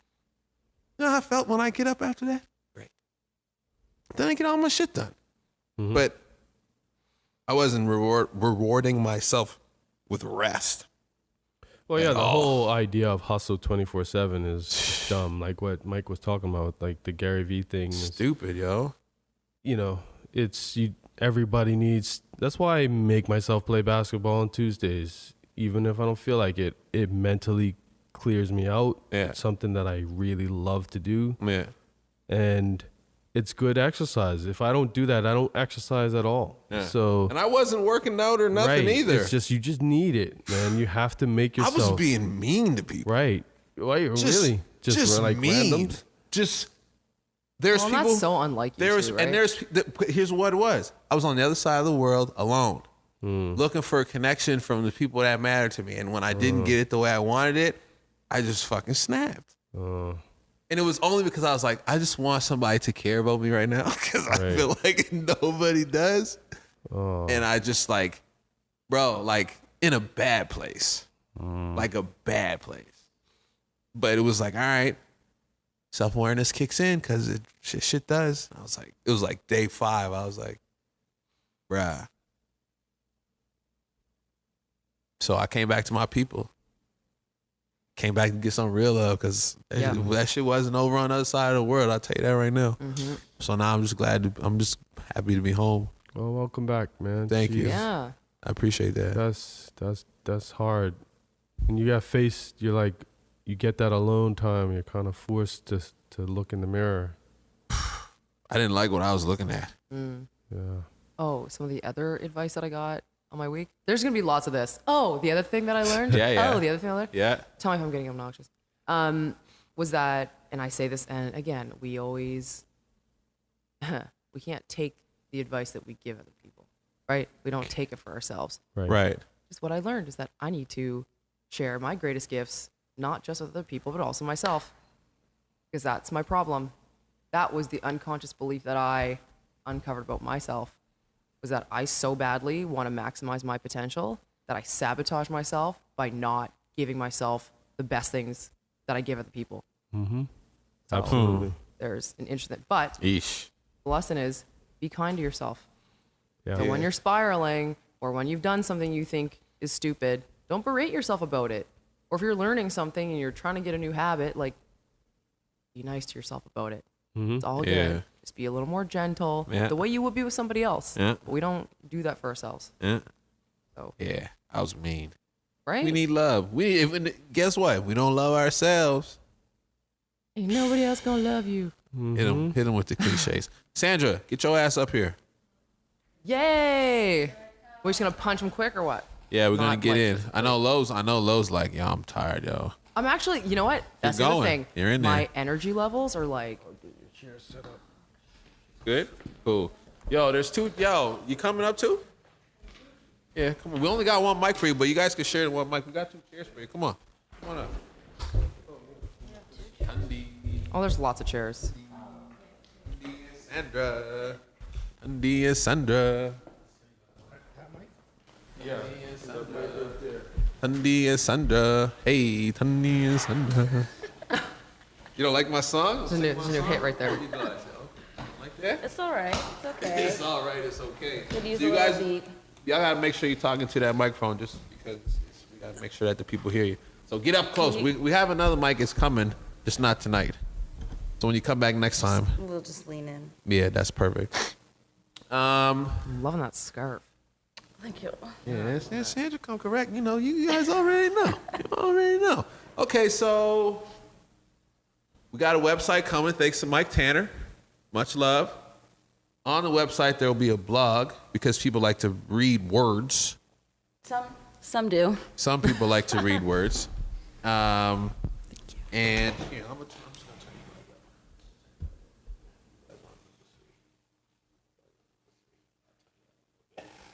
Hello.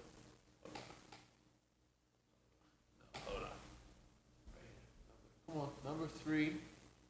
Talk to me. Hello. Oh, you sound great. She sounds beautiful. Tunde, What you saying, G?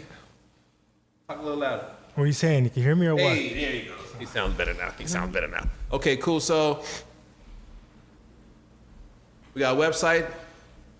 People like to read words. Sandra's here. So that's another team. So we're really just introducing our team. We're reintroducing our team because you've been on the mic before, so you know what's going on. People know what's going on. But you got some other shit on the go. Me and my friend Tunde here started a news agency.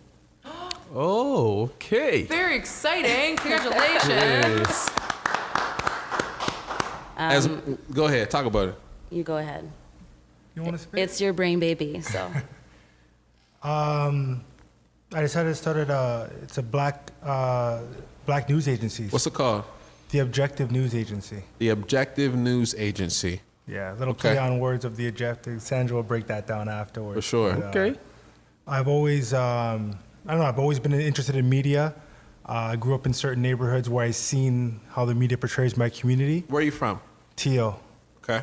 So I've seen that. So I was like, nah. I've always grew up and around the media. My parents were media freaks. My family works in the States down in the media. So anyways, went to journalism school. Always had the idea to do it. And I was like, we need, especially living in Halifax, where it's like, coming from Toronto, you kind of think of Halifax as the black Mecca. Like, that's what we think. in Really? Teal. Oh, 100%. Oh, 100. That's interesting. Really? Because in Teal, we're all we all came from different countries. Right. Or our parents did. We spoke different languages, we had weird names. So Right. we're never really included in Canadian society. But we're Right. like, whoa, over in the East Coast, he's been there Right. for 400 years. Right. You know what I mean? So they must got it locked. So when I came out here, I'm like, yo, this Never. is worse than TO. This is crazy. And so I just wanted to highlight some of the things that are happening in our communities. And I was doing it myself at the beginning, and I'm like, no, I need help. But not only do I need help, I need the best. Hey. And then Sandra was there, and I'm like, Sandra, what you doing? She's like, yo, I'm freelance. I ain't doing nothing. Yeah. I'm like, yo, come through. Yeah. So we've just been doing it from there. And so you're writing, you're speaking, what's happening? Okay, so what we're doing is a series of video investigations. Okay. So that is going to make up season 1. And then we move on What to is this season video? What? An investigation? So it's kind of like a documentary, but it's not quite a documentary because the style is very different. It's more gritty than that. So you're going to follow us along with the things we learn as we learn them. Okay. And we've broken it down into 4 parts for the first season. So how the company basically works for our investigations is that it goes season by season, big investigation, like one at a time. Right. And we're starting in Nova Scotia, where we have the oldest population of Africans in Canada. Right. And what we found, what Tunde already knew this, and a lot of people already know this. This is old news in a lot of ways because the information is out there, and a lot of people are aware of it, except for those in decision-making positions, I guess. 'cause Right.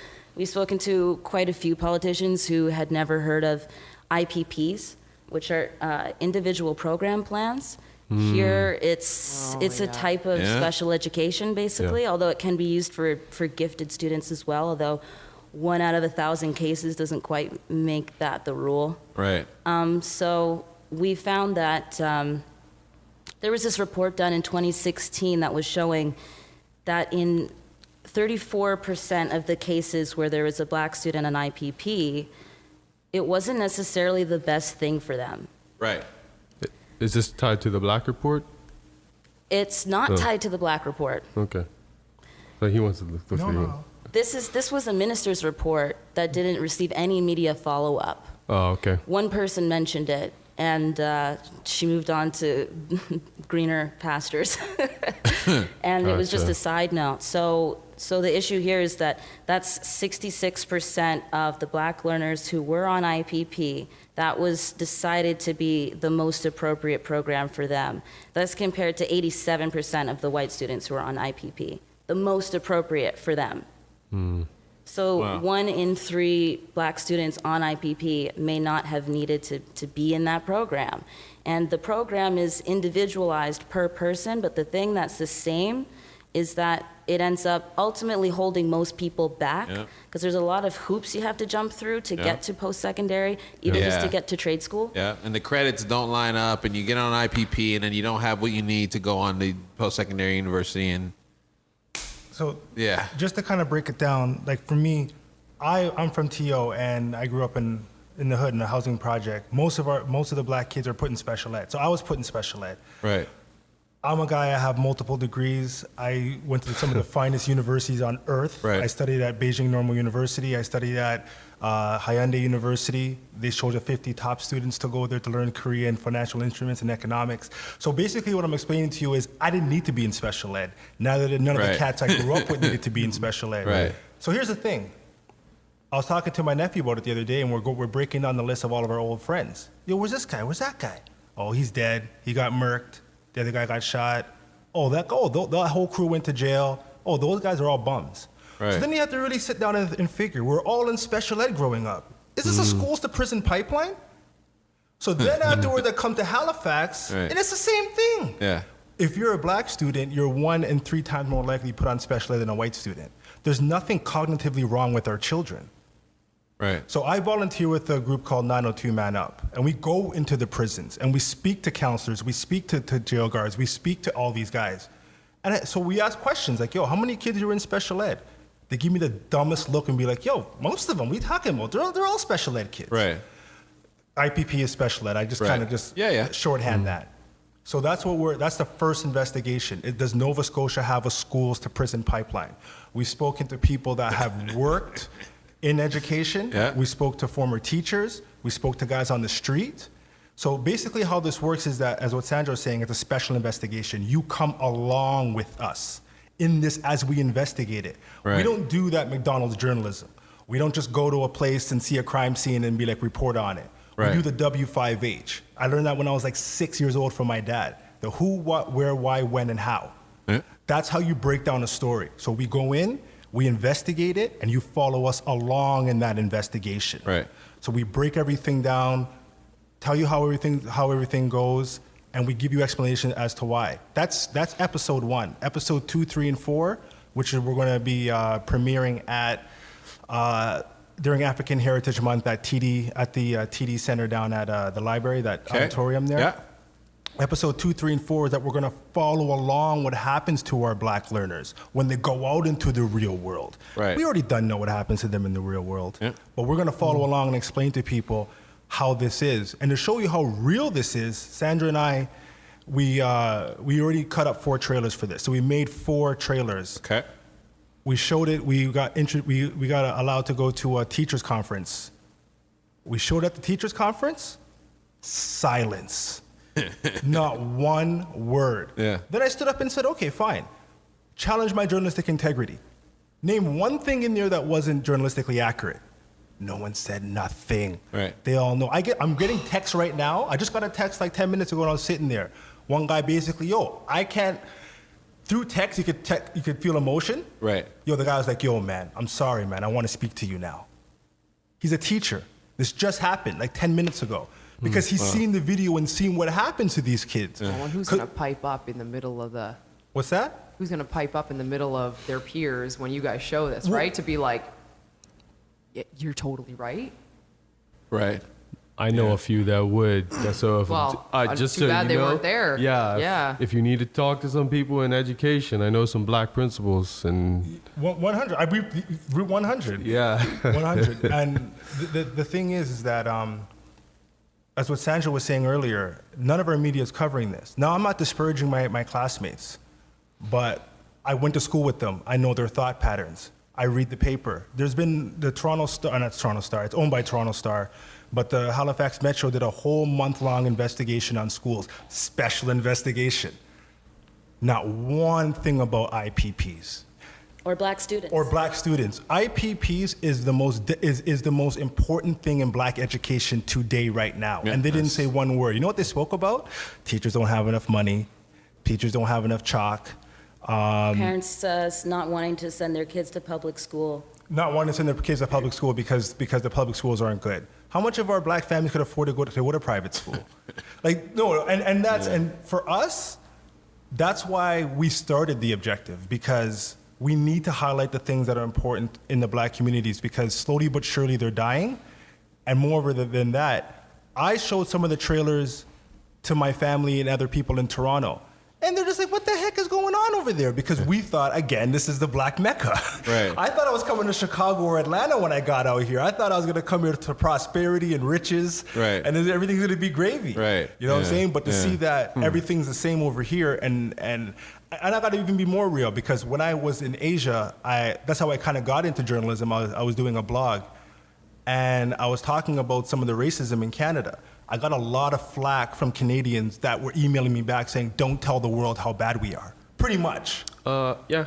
that's what I was talking about earlier. It's like, you should be happy you're here. You're here. What are you talking about? You know what I'm saying? Like, no, I'm not gonna stop calling out the bullshit. No, Right. so and so therein lies the rub. So I think me highlighting some of the issues that are happening in Nova Scotia, which is the most historic black place in Canada, Right. it's going to show other Canadians that, yo, listen, there's a real problem over there, and they're going to ask, what can we do to help, Right. right? Yeah, these are common problems. Like the school to prison pipeline, that's an American thing. That's the US. It's been proven. A lot of the same criteria that make up that pipeline exist here in Nova Scotia. It's just that because it's been done in the States, it's like there's just so many things that have been done in the United States that haven't been done in Canada because we just assume that it's true. There are people doing research on this stuff. There are people who have stats that they can't share because it's private.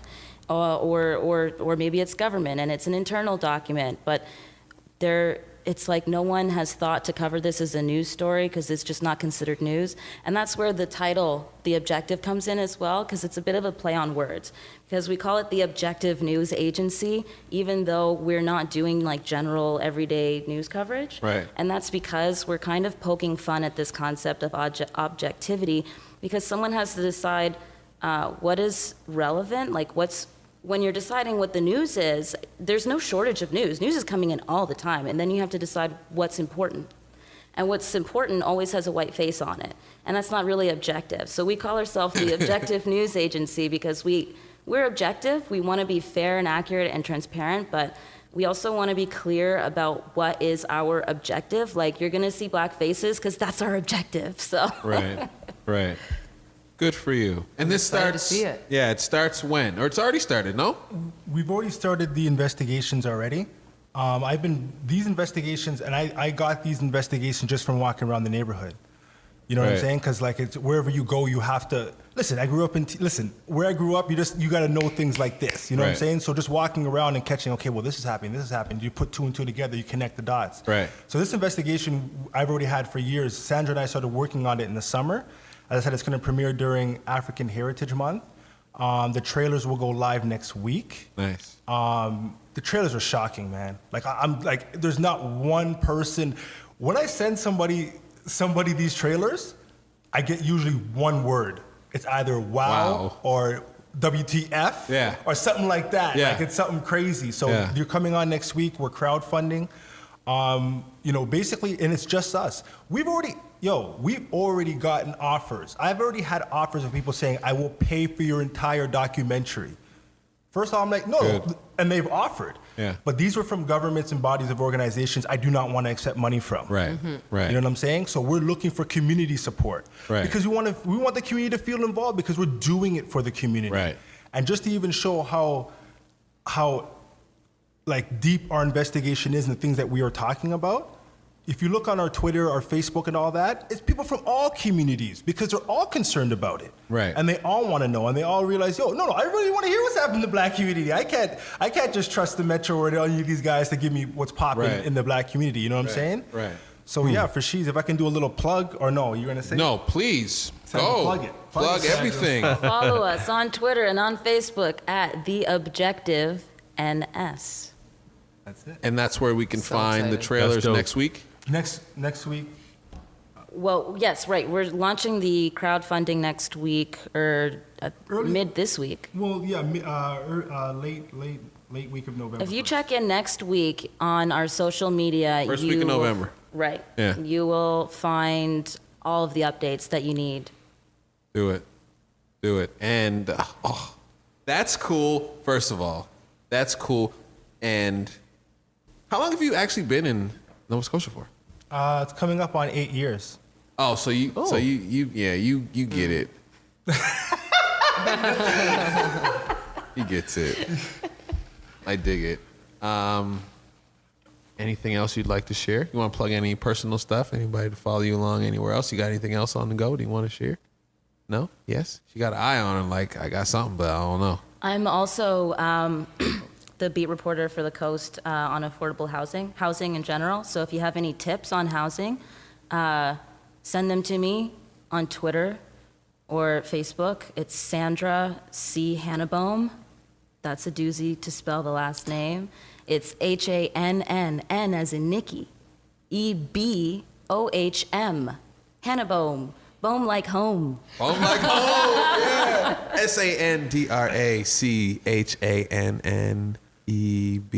SandranNEBOHM. Wow. There you go. Yes. Thank you. I'm excited for about that. coming and Thanks for inviting us. Tunde. Tunde. You got any personal shit you want to plug too? I do this morning, noon, and night. I don't sleep, Chi. Like Good. real talk. This is Good. I tell everybody, I'm not doing this for me. I'm not doing this for Sandra. I'm doing it for the youths out there. Yeah. Yeah. So Good. this is us 24/7. Yo, come through, man. People want to, like you said, like we came out here. Sandra invited me because she's like, you need to meet other people that are doing the same things on different realms. You know what I'm saying? For sure. And I was a little bit like, no, because I'm not sure what the people are doing. Like, Yeah. I'm just like, no, come through. She's like, Yeah. yeah. And just to see the fact that, Art pays me here, you're here. I listen to a lot of stories about your father and different things. I'm learning different things, hearing what people are having to say. Right. And it is real. Like, us as I'm using the word youth in quotes, but we run the cut right now. Yep. The elders ain't saying nothing, Right. And that's cool. Right. It's not their job now. It's for us now to do that. You know what Yeah. I'm saying? They're there just for guidance. So it's good to come out here and seeing young people do their thing. Yeah. Good. Thank you. Yay. That's love, man. Thanks, Thanks, for coming. guys. Yes. Hugs. So much. Yeah. I definitely be involved in. 100. I didn't know you were doing all that. That's dope. You gotta come this side now, too. Squatty.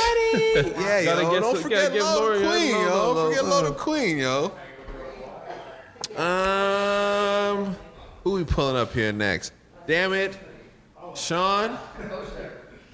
Come on, Pi. Hey, Sean looks too comfy Your boy, over here. We way gotta get him. comfortable. I know he's like, I got a minute away from these babies. I'm about to catch me a little snoozy over here. But Sean, he's in the building. Sean McMullen of the Halifax Social Network. No, you don't. Listen. That's a sword that needs to be pulled at the social network. Well, let the people bring them to the social network. You hear that? You hear that? You got another plug. I'm gonna extend the invite. Yeah. You slide over here. Slide over here. We're good. We good? Is this is good here? Yeah, let me see what you sound like. How do I sound? Oh, you sound great. Do I? You sound Good. good. So you're here. You're here for what? This is your first time on the actual mic, which doesn't is, make yeah. any sense because you came to an episode and hung out and chilled and watched. I think I slept on the couch then. Too. You might have slept on the couch as well. And then we actually interviewed Laura and Meech. Yes. Had Halifax Social Network episode. Right. Alfred got a whole fucking month. Yeah. What was that about? Alfred's a guy and we was on vacation, so Alfred got a lot of love. So you're the last. Well, no, and you have more team members now too. Don't you? My wife Ruth. Yes, Ruth. But Yes. you're here. I'm here. I'm glad that you're here. I'm glad that I'm here. Why do you think you're here? That's a good question. I don't know, because we're friends, Yeah.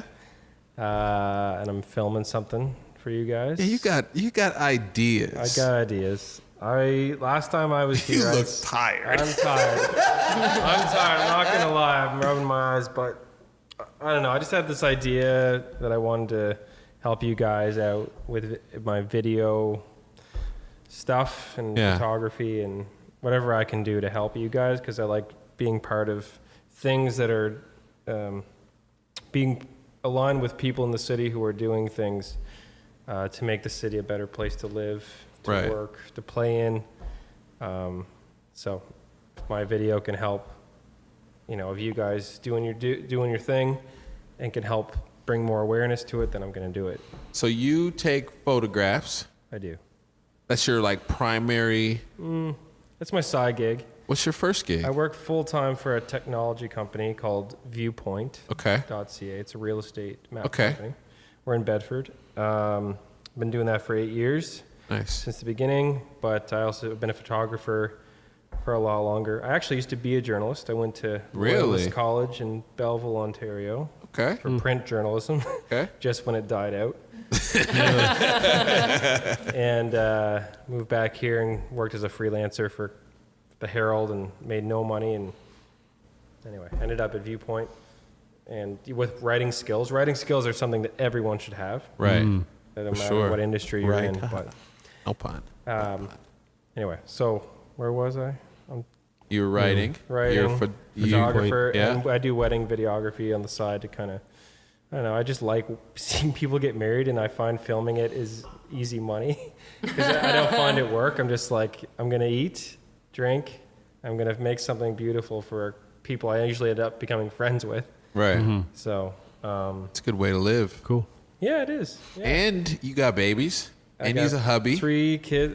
I'm married to a beautiful woman, Ruth. 3 children, Zoe, Jackson, Owen, 8-year-old, 6-year-old, and 4-year-old. So Yeesh. It's And yeesh. you're is- still a baby yourself. I'm only 32. Yeah. Exactly. I'm only 32. So we did life opposite of what most people do now, but anyway, it's worked out pretty well. We just celebrated 12 years marriage together. Oh my Congrats. God! Wow. Yeah, and she looks like she's never had children.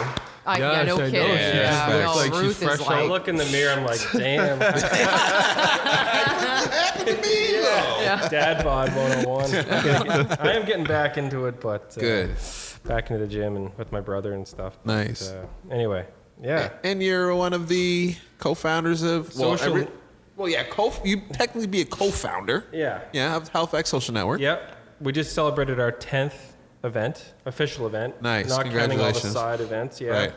We've grown from 20 people at our first meeting to the last one at the Distilling Co. I think we capped it at I think there was almost 100 people. Nice. Wow. Good for you. Good for all you guys. Yeah, and we've had such a wide variety of people come in and share their stories, and it's beautiful, and there's tears and laughter and everything that goes along with someone sharing intimate details about whatever they feel they want to share. You guys have been to an event and you know what it's like. Right. But no, hearing your guys' story, it'd be perfect to spread information like that to the people in the city that don't hear about. Right. Because the social network's all about I don't know. I don't mean this in a disparaging way, but regular people. We have speakers that come that are not, I don't care if you're like a Fortune 500 guy or you're a university student and you just beat cancer. You did have some Hollywood movie star on the last one. We did, but he was in town. Yeah, that doesn't. That's pretty cool. doesn't That was count. pretty cool. That was cool, but that's not typical. Yeah, for sure. He was in town. We hit it off with him through the Twins documentary that they did. And I was just gonna say, Alfred did not know this motherfucker too. no, he did. No. Anyway, Ruth had met him, and then him and I and Nice. Ruth went out to dinner, and whatever. He came and supported us. So Gotcha. it was cool. Yeah, so that's where we're at. That's where I'm at. How was Halifax social network life? It's good. It's busy. I was saying to people earlier, it's kind of grown beyond what Meech and I ever thought it would be. The first one, I mean, when you were there. Yes. And it was just 20 friends in a room getting together. Like, I didn't even know you at that point. But it was Yo. just people who knew each other a little bit. Right. Through social media. Yeah. And we were just like, what are you up to? That's what it was. Yeah. And then all of a sudden we did. And everyone was like, oh, let's do another one. So we went Yeah. to the Daily Grind. And more people came out to that. And we're like, okay, well, let's do another one. And Yeah. we went to Good. And then it was after Good Robot that we decided to brand it as the Halifax Social Network. It's not original, Right. but Says It works. it says what it needs to say. it says what it needs to say. Yeah. And then since then, I think there was the Garrison one, which was like 120 people Nice. came to that. And then just since then, it's just people from different walks of life have started coming out. We noticed there was like 20, like 50 plus, like 50 euro plus people that came to the last one. Oh wow. It's like, okay, that's cool. Yeah. Yeah, they're checking Mixing it out. up. Yeah, man. It's great. They've got stories too, so let's hear them. That's dope. So it's good, and there's a lot going on. We've got a fun one coming up in November that I'm hosting. It's a photo meet, Insta meet at the High Head in Prospect, November 10th, 10 a.m. to 3 p.m. Then we're going to go to Propeller after. They're going to hook us up with some beer. Nice. And thank you, Evie at Propeller. There you go. Plug And it. then we've got another event in November, and then one in December. I think there's a big. Meech has got something in the works. Yeah, of course he does. Of course he does. Good. Yeah. So. And so you're gonna create some promo videos for the podcast because you got so much love to show. I do. I've got some great footage already. I already have an idea of what one I'm going to do, and then the other one I've got to wait till we're done. Ooh. Then I can film my other idea. Nah, good. Yeah. We appreciate you for coming. We're glad to have finally graced you on the microphone. I know. We'll have to get you on here for like a full episode when you're not so tired and we're not really trying to cram like Well, 7 what is people it? on. It's 11:05. Yeah, you would be toast by now, wouldn't you? I'd be in my son's bed having fallen asleep watching Spider-Man the animated series with him by now. And Ruth would be like, "Where are you?" And just like, Gone. gone. Nah, well, thank you for coming. Yep. We appreciate you. This is not the last. No, it's not. We're only beginning. And that's what I love about the stories that you tell with Halifax Social Network is it's really just like, hey, how you feel? What are you doing? Yep. This is what it's about. Come share. And Yep. that's what, what we've done on this show is be authentic, be ourselves, Exactly. share our stories and invite those who want to share stories and come hang and be yourself. Well, So, that's the only way we're ever going to learn, like hearing from everyone who spoke tonight and just what you were saying about what everyone was saying to, if I can like in my head summarize it, is that like everyone is going through shit and no one is perfect and everyone like this world needs to be a place where we can be there for each other or you can be in environments where you can be sensitive or recognize when people need you to be there for them too. Like hearing that you were feeling that way over there while I was talking to you at that time, and I didn't pick up on that. I wished I had, and because I hate knowing that any of my friends go through that stuff, and no one should ever go through that stuff alone. And I know what it's like, and it's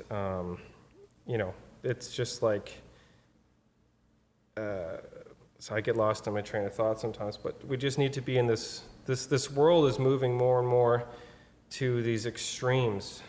And it's just like we need to kind of throw that off to the side and get to a point where we can just be open about and kind and generous about everything, including sexuality, race, or anything. Right. Right. All these things that seek to divide us could actually be the things that bring us all together, right? Because we're all human on this planet, yeah.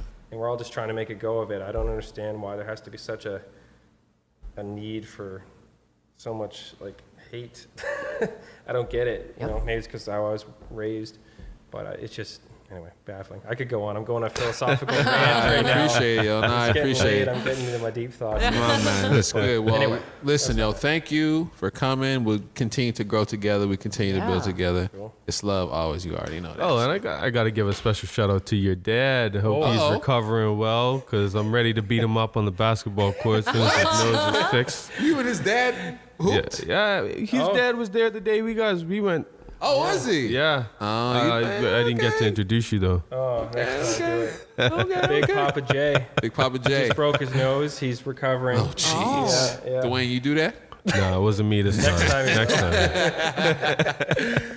No, that's jokes. All right, yo. Thank you very much. Cool, guys. Yeah, We're gonna make Sean. some magic. Nice. Yo, who next? Where's yo? We're gonna save the love for the end. All right, get up here. Actually, hold on. Let's check it.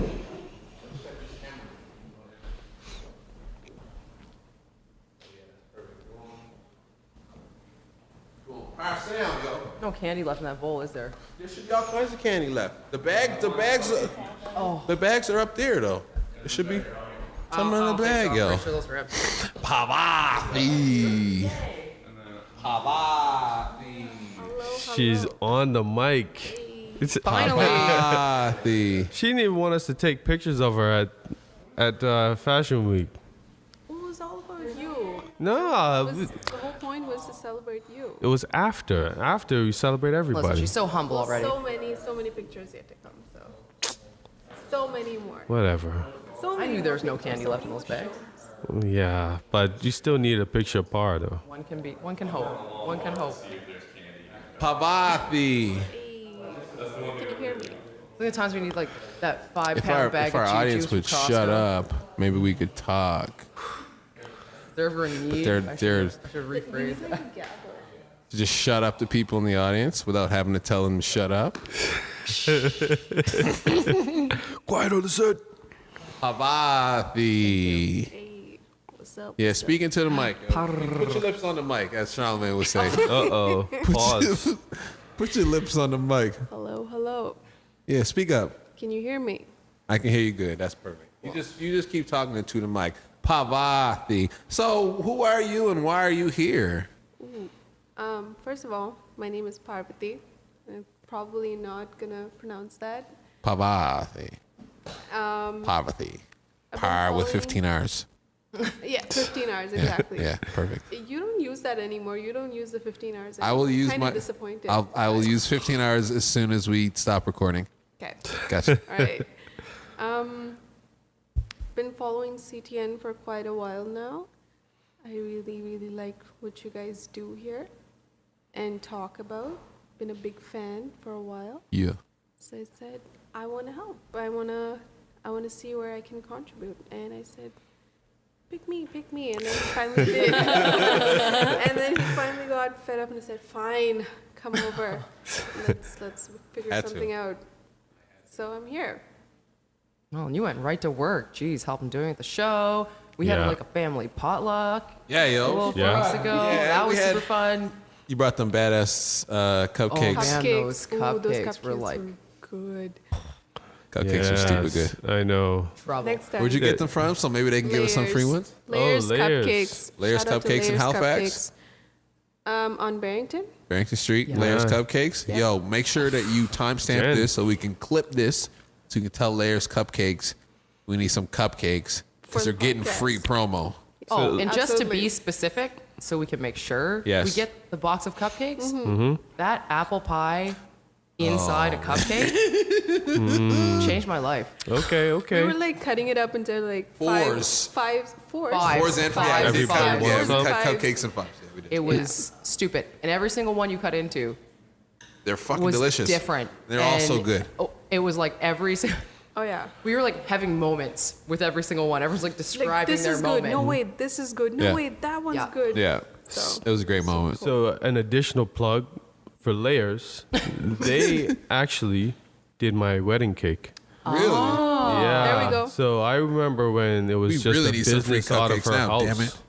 And we met her at her house to pick out our wedding design That's crazy. cake. And now she's like killing it. So Good. Awesome. Yeah. Who is she? Her name's Jen. I can't remember her last name. Much love to Jen Yeah. and Layers Cupcakes. Parvati, What's up? what are you doing on the team? Because you're one of our newest team members. I think we talked about this last time, and we just came to the conclusion. We said everything, and then we just kept quiet. That's all we came up with. So, Basically, Par's going to help with everything. Yeah. a little bit of everything. Whatever we need help with, she's going to do it.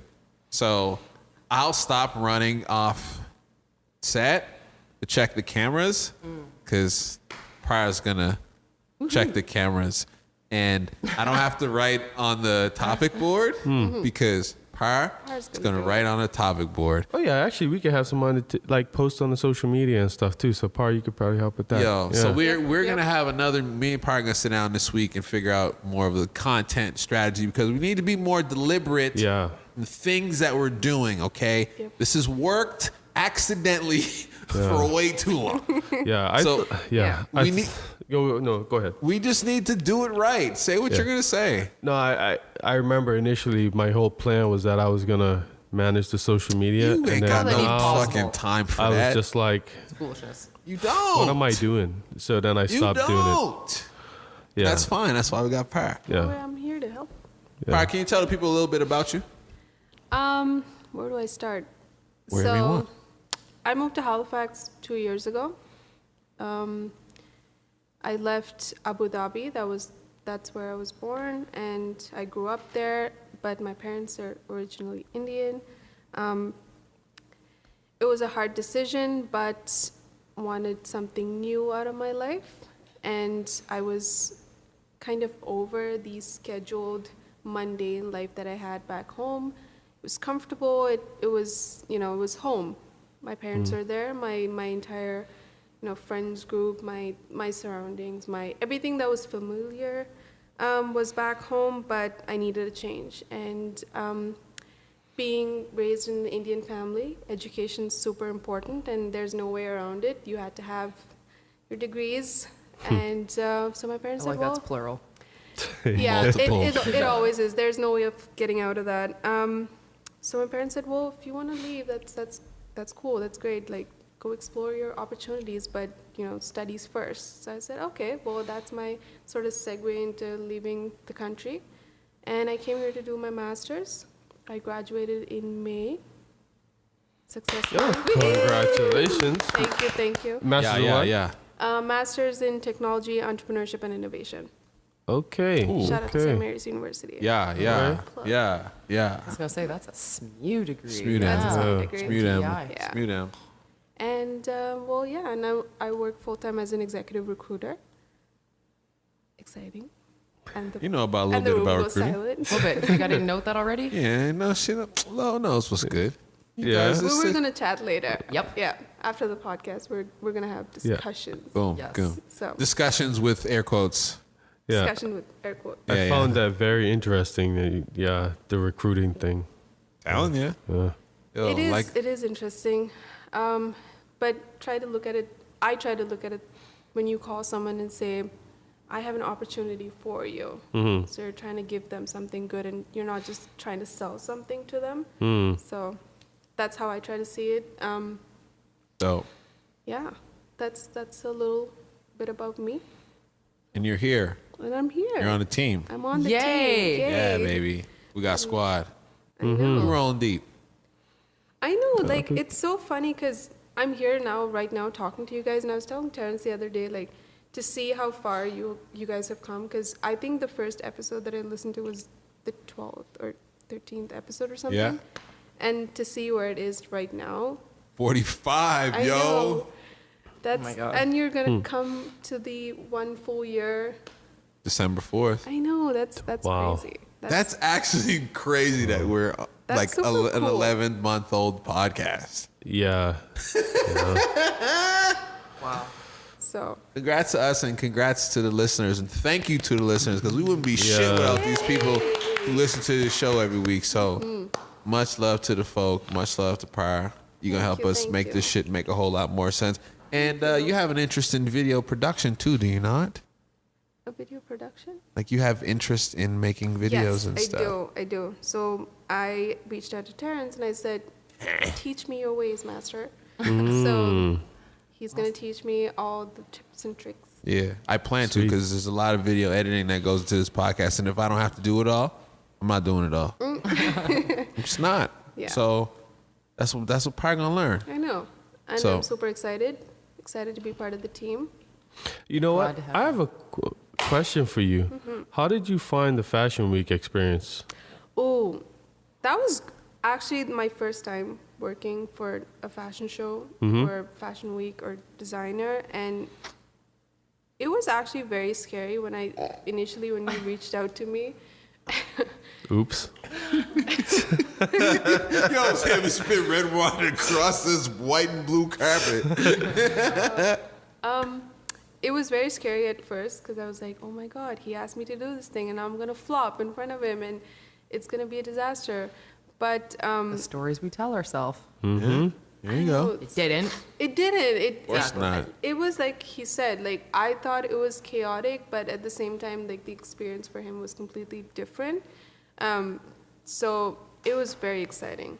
Okay. Yeah. Cool. And there were so many aspects of it. There's so many things happening at the same time. Yeah. But the fact that we pulled it off, Yeah. I thought it was great. I was hoping that it wasn't like a negative experience for you or Absolutely anything. not. No. Okay. No, actually, it was great. And yeah, it was a completely different environment. I've never been part of an event like that. So Okay. super Cool. cool. Well, I hope to be part of different other shows. Yeah, you yeah, will. thank you. Thank you. I Squad. appreciate that. Squad in the building. Squad in the building. Squatty. Where do they find you at? On Instagram, PA with 15 R's. Yeah. 15. It has to be 15. It must be 15. That's the thing too, because I type in like a couple of R's, and there's so many other Instagram accounts Oh, with no. the same name R. Really? Yeah, so I was like, mine has 15. I have to count and be sure that that's mine. Yes. Do any of them look 15. similar to you? No. Because that'll be the other day. be Someone's weird. like, "Oh, I think I found her," and it's not even. Yeah. Negative. Not, but 15 R's if you're looking for me. I love it. Yeah. Pryor, thank you for coming. Thank you for having me. Now get out of the chair. Okay. All right. All right. Hey, big, hunky man of love. Bring your ass over here. That's how we're introducing it. Pryor, we love you. Yes. We love you like Yay. mad super crazy. We're only beginning. Get Yes. your ass in the seat. Big man, get your ass in the seat. First time meeting Kyler. Oh, yes. I Yo. can't believe it. It's Hi. I know you. It's the hubby. It is. Kylie, you need me to fix the mic for you? Yeah, it does. No, I think it's all right. Ooh, you sound really good. You just can't. You big man, you talking to this big old mic, big old man. This guy never mentions you without saying the word big. Yeah. Man, what you want me to say? Is it rare that you feel small? I don't feel smart. Except this big ass man. You're gonna keep saying that. You're gonna wear that out. I'm gonna have to do something eventually. That's my hope. What you gonna do to me? With your big stuff. No, I'm gonna have to do something to justify here, other than just being the big guy. Yeah, well, no, we don't want you to justify your big strike. You might get in trouble. Here, you make this. You just talking to it. Right. Put your lips on the mic. Treat it like the power of the Lolo. Uh-oh. Tyler, what's up, big guy? How you doing? Doing all right. You're, all right. Going on hour 15 in this building today, so managing. But you're the last beautiful voice on the microphone today. And damn it, your voice was made for a Yeah, microphone. you got another nice voice like Yeah. these two. I would full of listen bass. to you to do things. I wasn't gonna go there. I was not gonna go there. This My is the- first comment, I'm not even. So my sister used to live with us. Whoa, Oh. That's all I'm gonna say. that's a big man. ladies and gentlemen, Listen, don't the I know Late it? Show. Yeah. That's a big man. I know. I know you know. Why do you think I picked him up in the first place? Lauren, put your lips on the mic. Talk to these people about how much you love this beautiful man. I do so much that we're gonna get married next summer. I wish you would say that. Like that's like, oh, the end all be all for people that love each other. Oh, I love that a woman just said that. It is not the end all be all, and Thank you. will not be the most significant accomplishment in my life. It's not an accomplishment in my opinion. But Marriage is not an accomplishment in your opinion? I don't. Do I think that we should like tote around a big flag and be like, good job, woman, you got married. That was a very important accomplishment to your worth as being a female with a vagina. Because often it is. So, is it exciting? Yes. Will it be an epic party? Yes. Damn right. Will it be the greatest thing we ever do? No. Yeah, And if it is, You guys better do more exciting things. here's the thing: people act like it's this finish line to some great thing, and it's the beginning. Really, a lot of work that goes in it's that just the beginning. goes in relationships. Yeah. You know, they're worth it. And you two work together. We do. How the fuck does that work? Manifest. I want to know. Well, yeah, Grandmaster Vision, we already know that. But how does it feel working with your lady?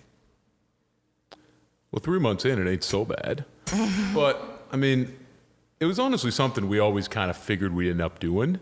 I think it was, for me, maybe more of a mental stretch, not for any particular reason other than, you just don't typically do that. But I know Lauren's folks work together pretty well their entire careers, so, there's a precedent there. But honestly, how long were you at CGS before I came aboard? Year and a half? Well, if you've only been here 3 months, yeah, like a year and 9 months. Yeah. So, on one hand, felt like I was working here already because I heard so much about it. Right. But, on the other hand, it was the kind of work that when I learned about it via you, I was kind of jealous that I didn't find it first. So I figured eventually I'd find my way there eventually. And opportunities aligned. I spent enough years in a place that was not exactly feeding my soul, if I can get into the type of soul-bearing terminology that we've been using here tonight. Yeah. That's about as far as I'm going to go. But yeah, we'll just say it wasn't doing it for me. Right. So yeah, the opportunity came along, and there was no reason not to, other than you gonna work with your girlfriend? I couldn't do that, man. Yeah, I know you couldn't. I've met her. I understand. But it wasn't really that way for us. So Damn. I don't think we ever. I don't know about you, but I never really think of it as a thing until someone points it out as being a thing. No, I don't. Because, I don't know, we work really well together and we complement each other. Like, you know books and stuff, and I know feelings and stuff. And then, like, together, that makes good stuff. Even better. Not like the book learning. Yeah, that should. We can make that into a webinar. We can sell that. Combining books and stuff, and fancy word papers with feelings and new thinkings and things. And PowerPoints. Okay, so do you ever have a point where you get home and you just are like, oh, that thing that happened today, let's talk about that. Let's work out that thing right now from work. Or do you just say, nah, work time's over. I'm not. Yeah, when you go home. Oh, no, we like talk about it. But you're the type that want to talk about it. Yeah, like have there been times where we're like, okay, we just can't talk about that anymore? Yeah. Yes.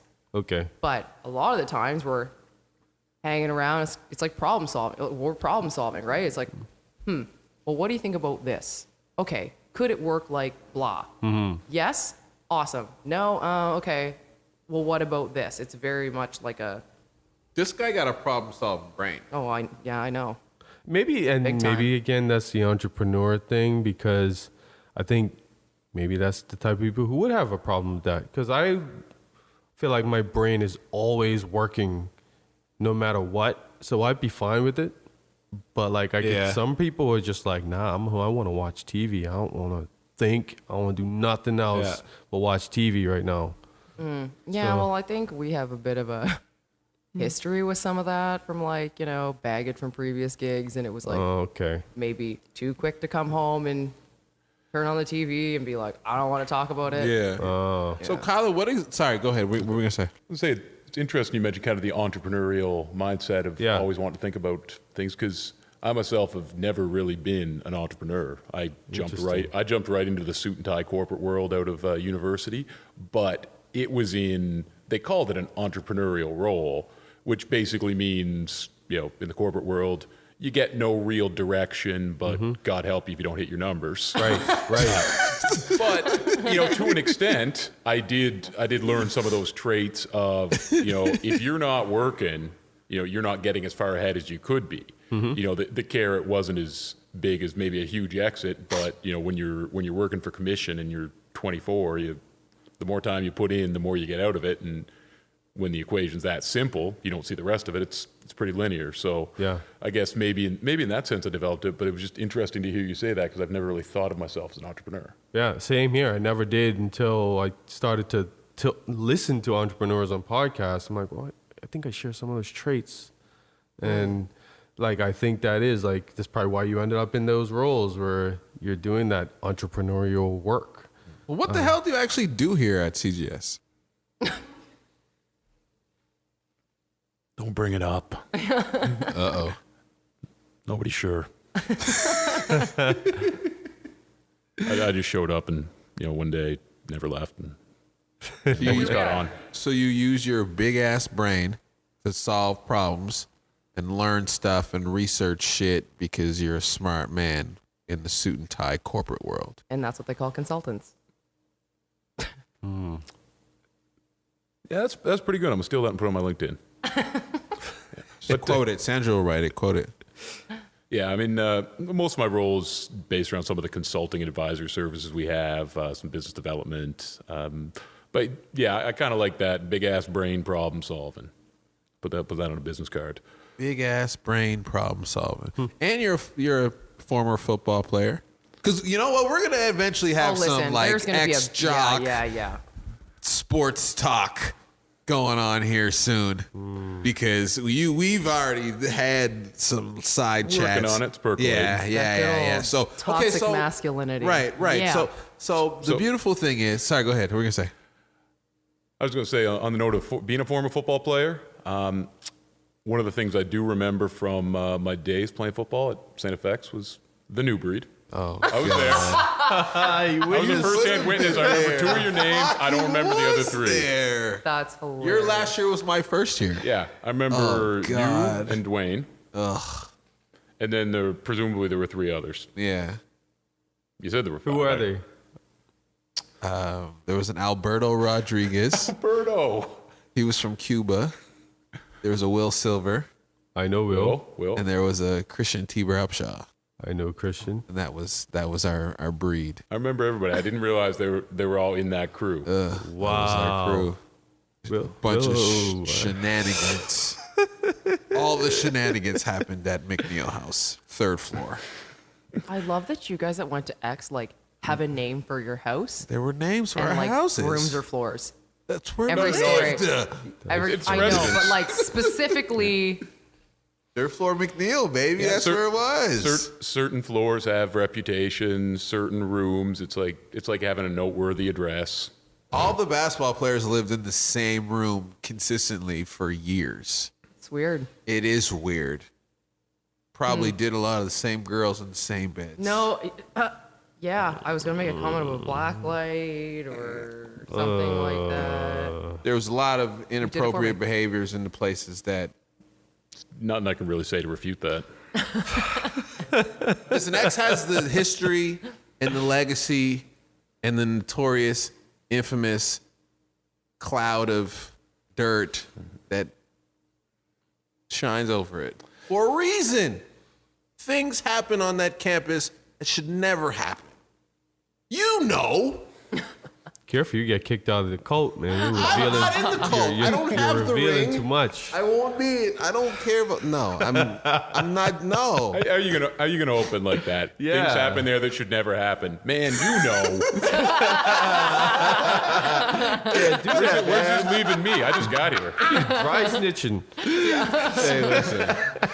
No, And that it's through was the lob. If you caught it and finished it, I don't know.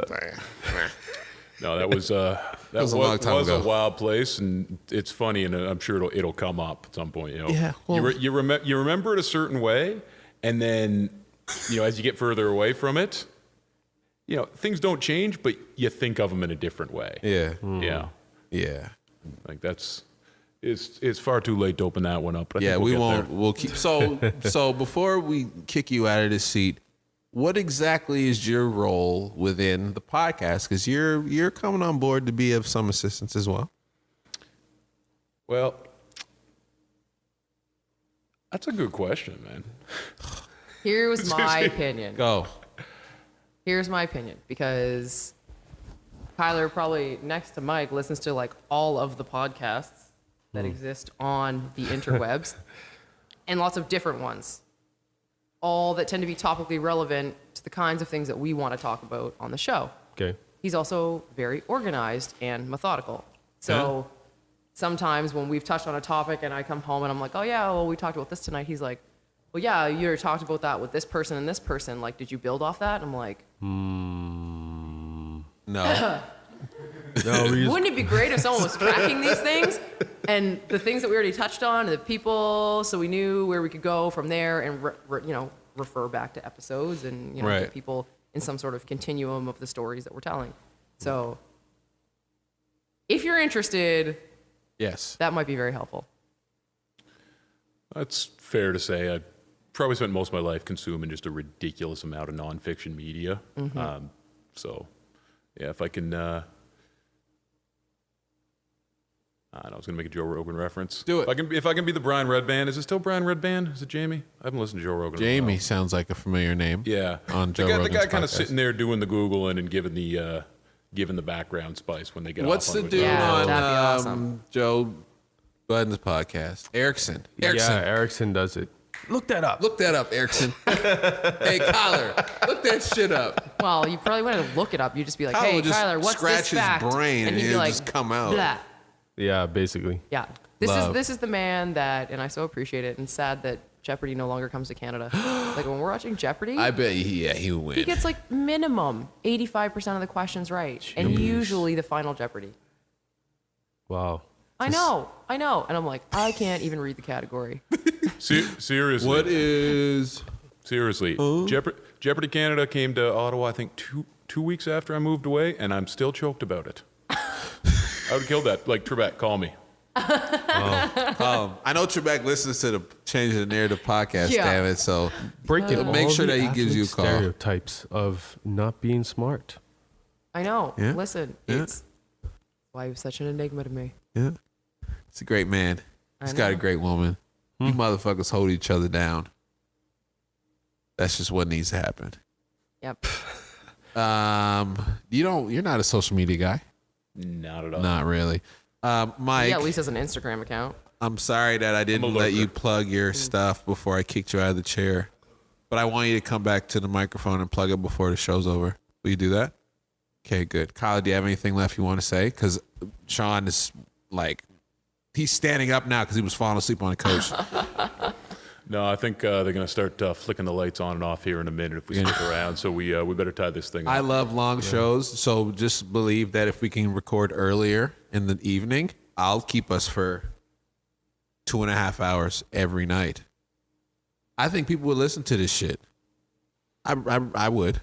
I love Well, it. we'd be getting paid for it at that point, in which Well- case we could sit around for 2.5 hours a night and record. Listen, Lawrence, like, we need to get to this bag. All right, fine, then. We get to the bag then. Shit. Sorry. No, you finish it because I want to close out with what I'm going to say. You got anything else you want to add? No, I'm good. I love this guy. He's great. Thank you. Yay! You're here. Big man. Sounds like a big hug. I know, that Just like, boom. that just felt Yeah. He make you feel small. I know, like I haven't felt like that in a long time. That's a big ass bunch of man. Ever since my high school growth spurt, I haven't felt like that. All right. What the fuck? What the fuck are we doing? Getting us out of here? Yeah. Yeah, but look, the Yes. thing that I wanted to say was the Coast Best of Gala is this Thursday. So There's a gala. yeah, there's like an award ceremony thing where What? they announce the winner. So they won't. Should we go to that? That's what I'm saying. I'm going. Oh shit, we should probably So go to that's that. what I'm saying. What We time should and talk where? about it. It's 7:30 to midnight, and we'll find out if CTN is on the list. Oh man. We'll they find gotta out if Dwayne practice. Jones is designer of the year. And if Terrence Taylor is videographer of the year. Hey, Yes. talk about it. So yeah, November 1st. Any or all of those would be very cool. Any Yeah, of yo. them. Yeah. So Yeah. I'm like, Well, I even gotta be be nominated there. is pretty cool anyway. So Yeah. Yeah. Nah, the fact that it was we all was on here in the same year, I think that's a big deal, yo. Just Yeah. to be recognized by the people as people doing shit, I think that's a big deal. So we're gonna keep building though. But I think that also speaks to setting intention, and I think that's something business people do. I personally set the intention to get on that list, There you go. get CTN on the list, There you go. and it happened. So There you go. We keep doing our shit. Change the Narrative Podcast, CTN Podcast, Facebook, Instagram, CTN Podcast on Instagram. and Spotify. Hey, we're on Spotify. Spotify. Change the Narrative Podcast on Spotify. If you're a Spotify user, get on that shit. This is an excuse for all those people who didn't have iPhones. If you don't have an iPhone or Spotify, the fuck year you living in? yeah, To put You it ain't got bluntly. either or? Yeah. Come on, yo. Just get one of them. So just find us on Apple Podcasts. We there too. Spotify, we there too. We'll be back on YouTube now because we have all our recordings. Bro, you know I couldn't upload a video from Europe? why? Do you know how slow the internet is? Yeah. Bruh. Okay, I had one like 3 gig file that I tried to upload because it was one of the courses. 28 hours. fuck. Oh, man. One file. Well, actually, you know what? I don't even think it was that long, but it was one file. It took 28 hours to upload. I said, I'm out of here. What y'all doing over there? They over there burnt. Listen, we're not gonna talk about them. Listen, Lo, where you at on the Instagrams? She's On not. the internet. Sorry, on the internet. It's a long night, yo. Come on. Well, you can find us at Placemaking4G, at Common Good for All. Yeah. Dwayne. At RPaysMe everywhere.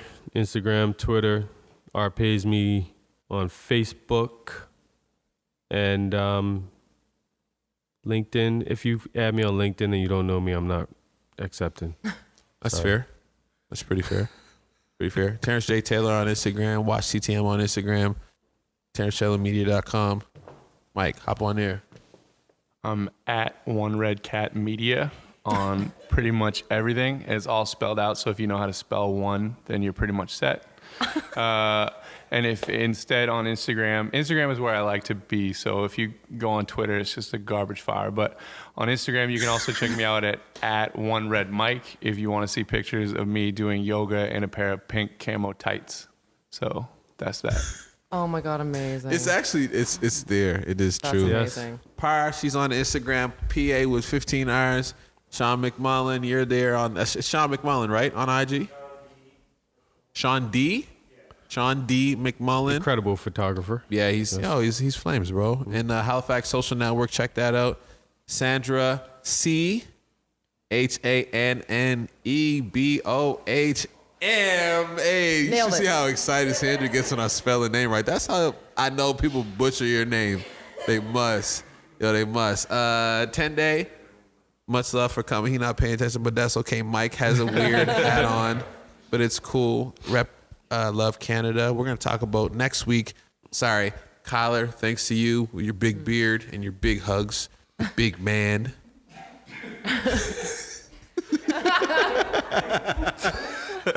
The only topic we didn't get to was the legalization of cannabis in Canada. Oh yeah, right. Oh, It's yeah, actually that's a legal. long, drawn-out so thing. we're just gonna leave that for next week. We're at 2.5 hours. God know. damn it. I love this motherfucking show. I'm happy as fuck that we're back. We're not missing another motherfucking week. I'm so thankful for all these people who I actually like super fuck with. I love you guys. I love these two people that are sitting at this table with me. I love everybody in this fucking room for coming through and showing love. God damn it. We're going somewhere, motherfuckers. And we're going to the top. Peace and Yeah, love, peace. bitches. Bye. Well done. Everyone go to sleep. Yeah.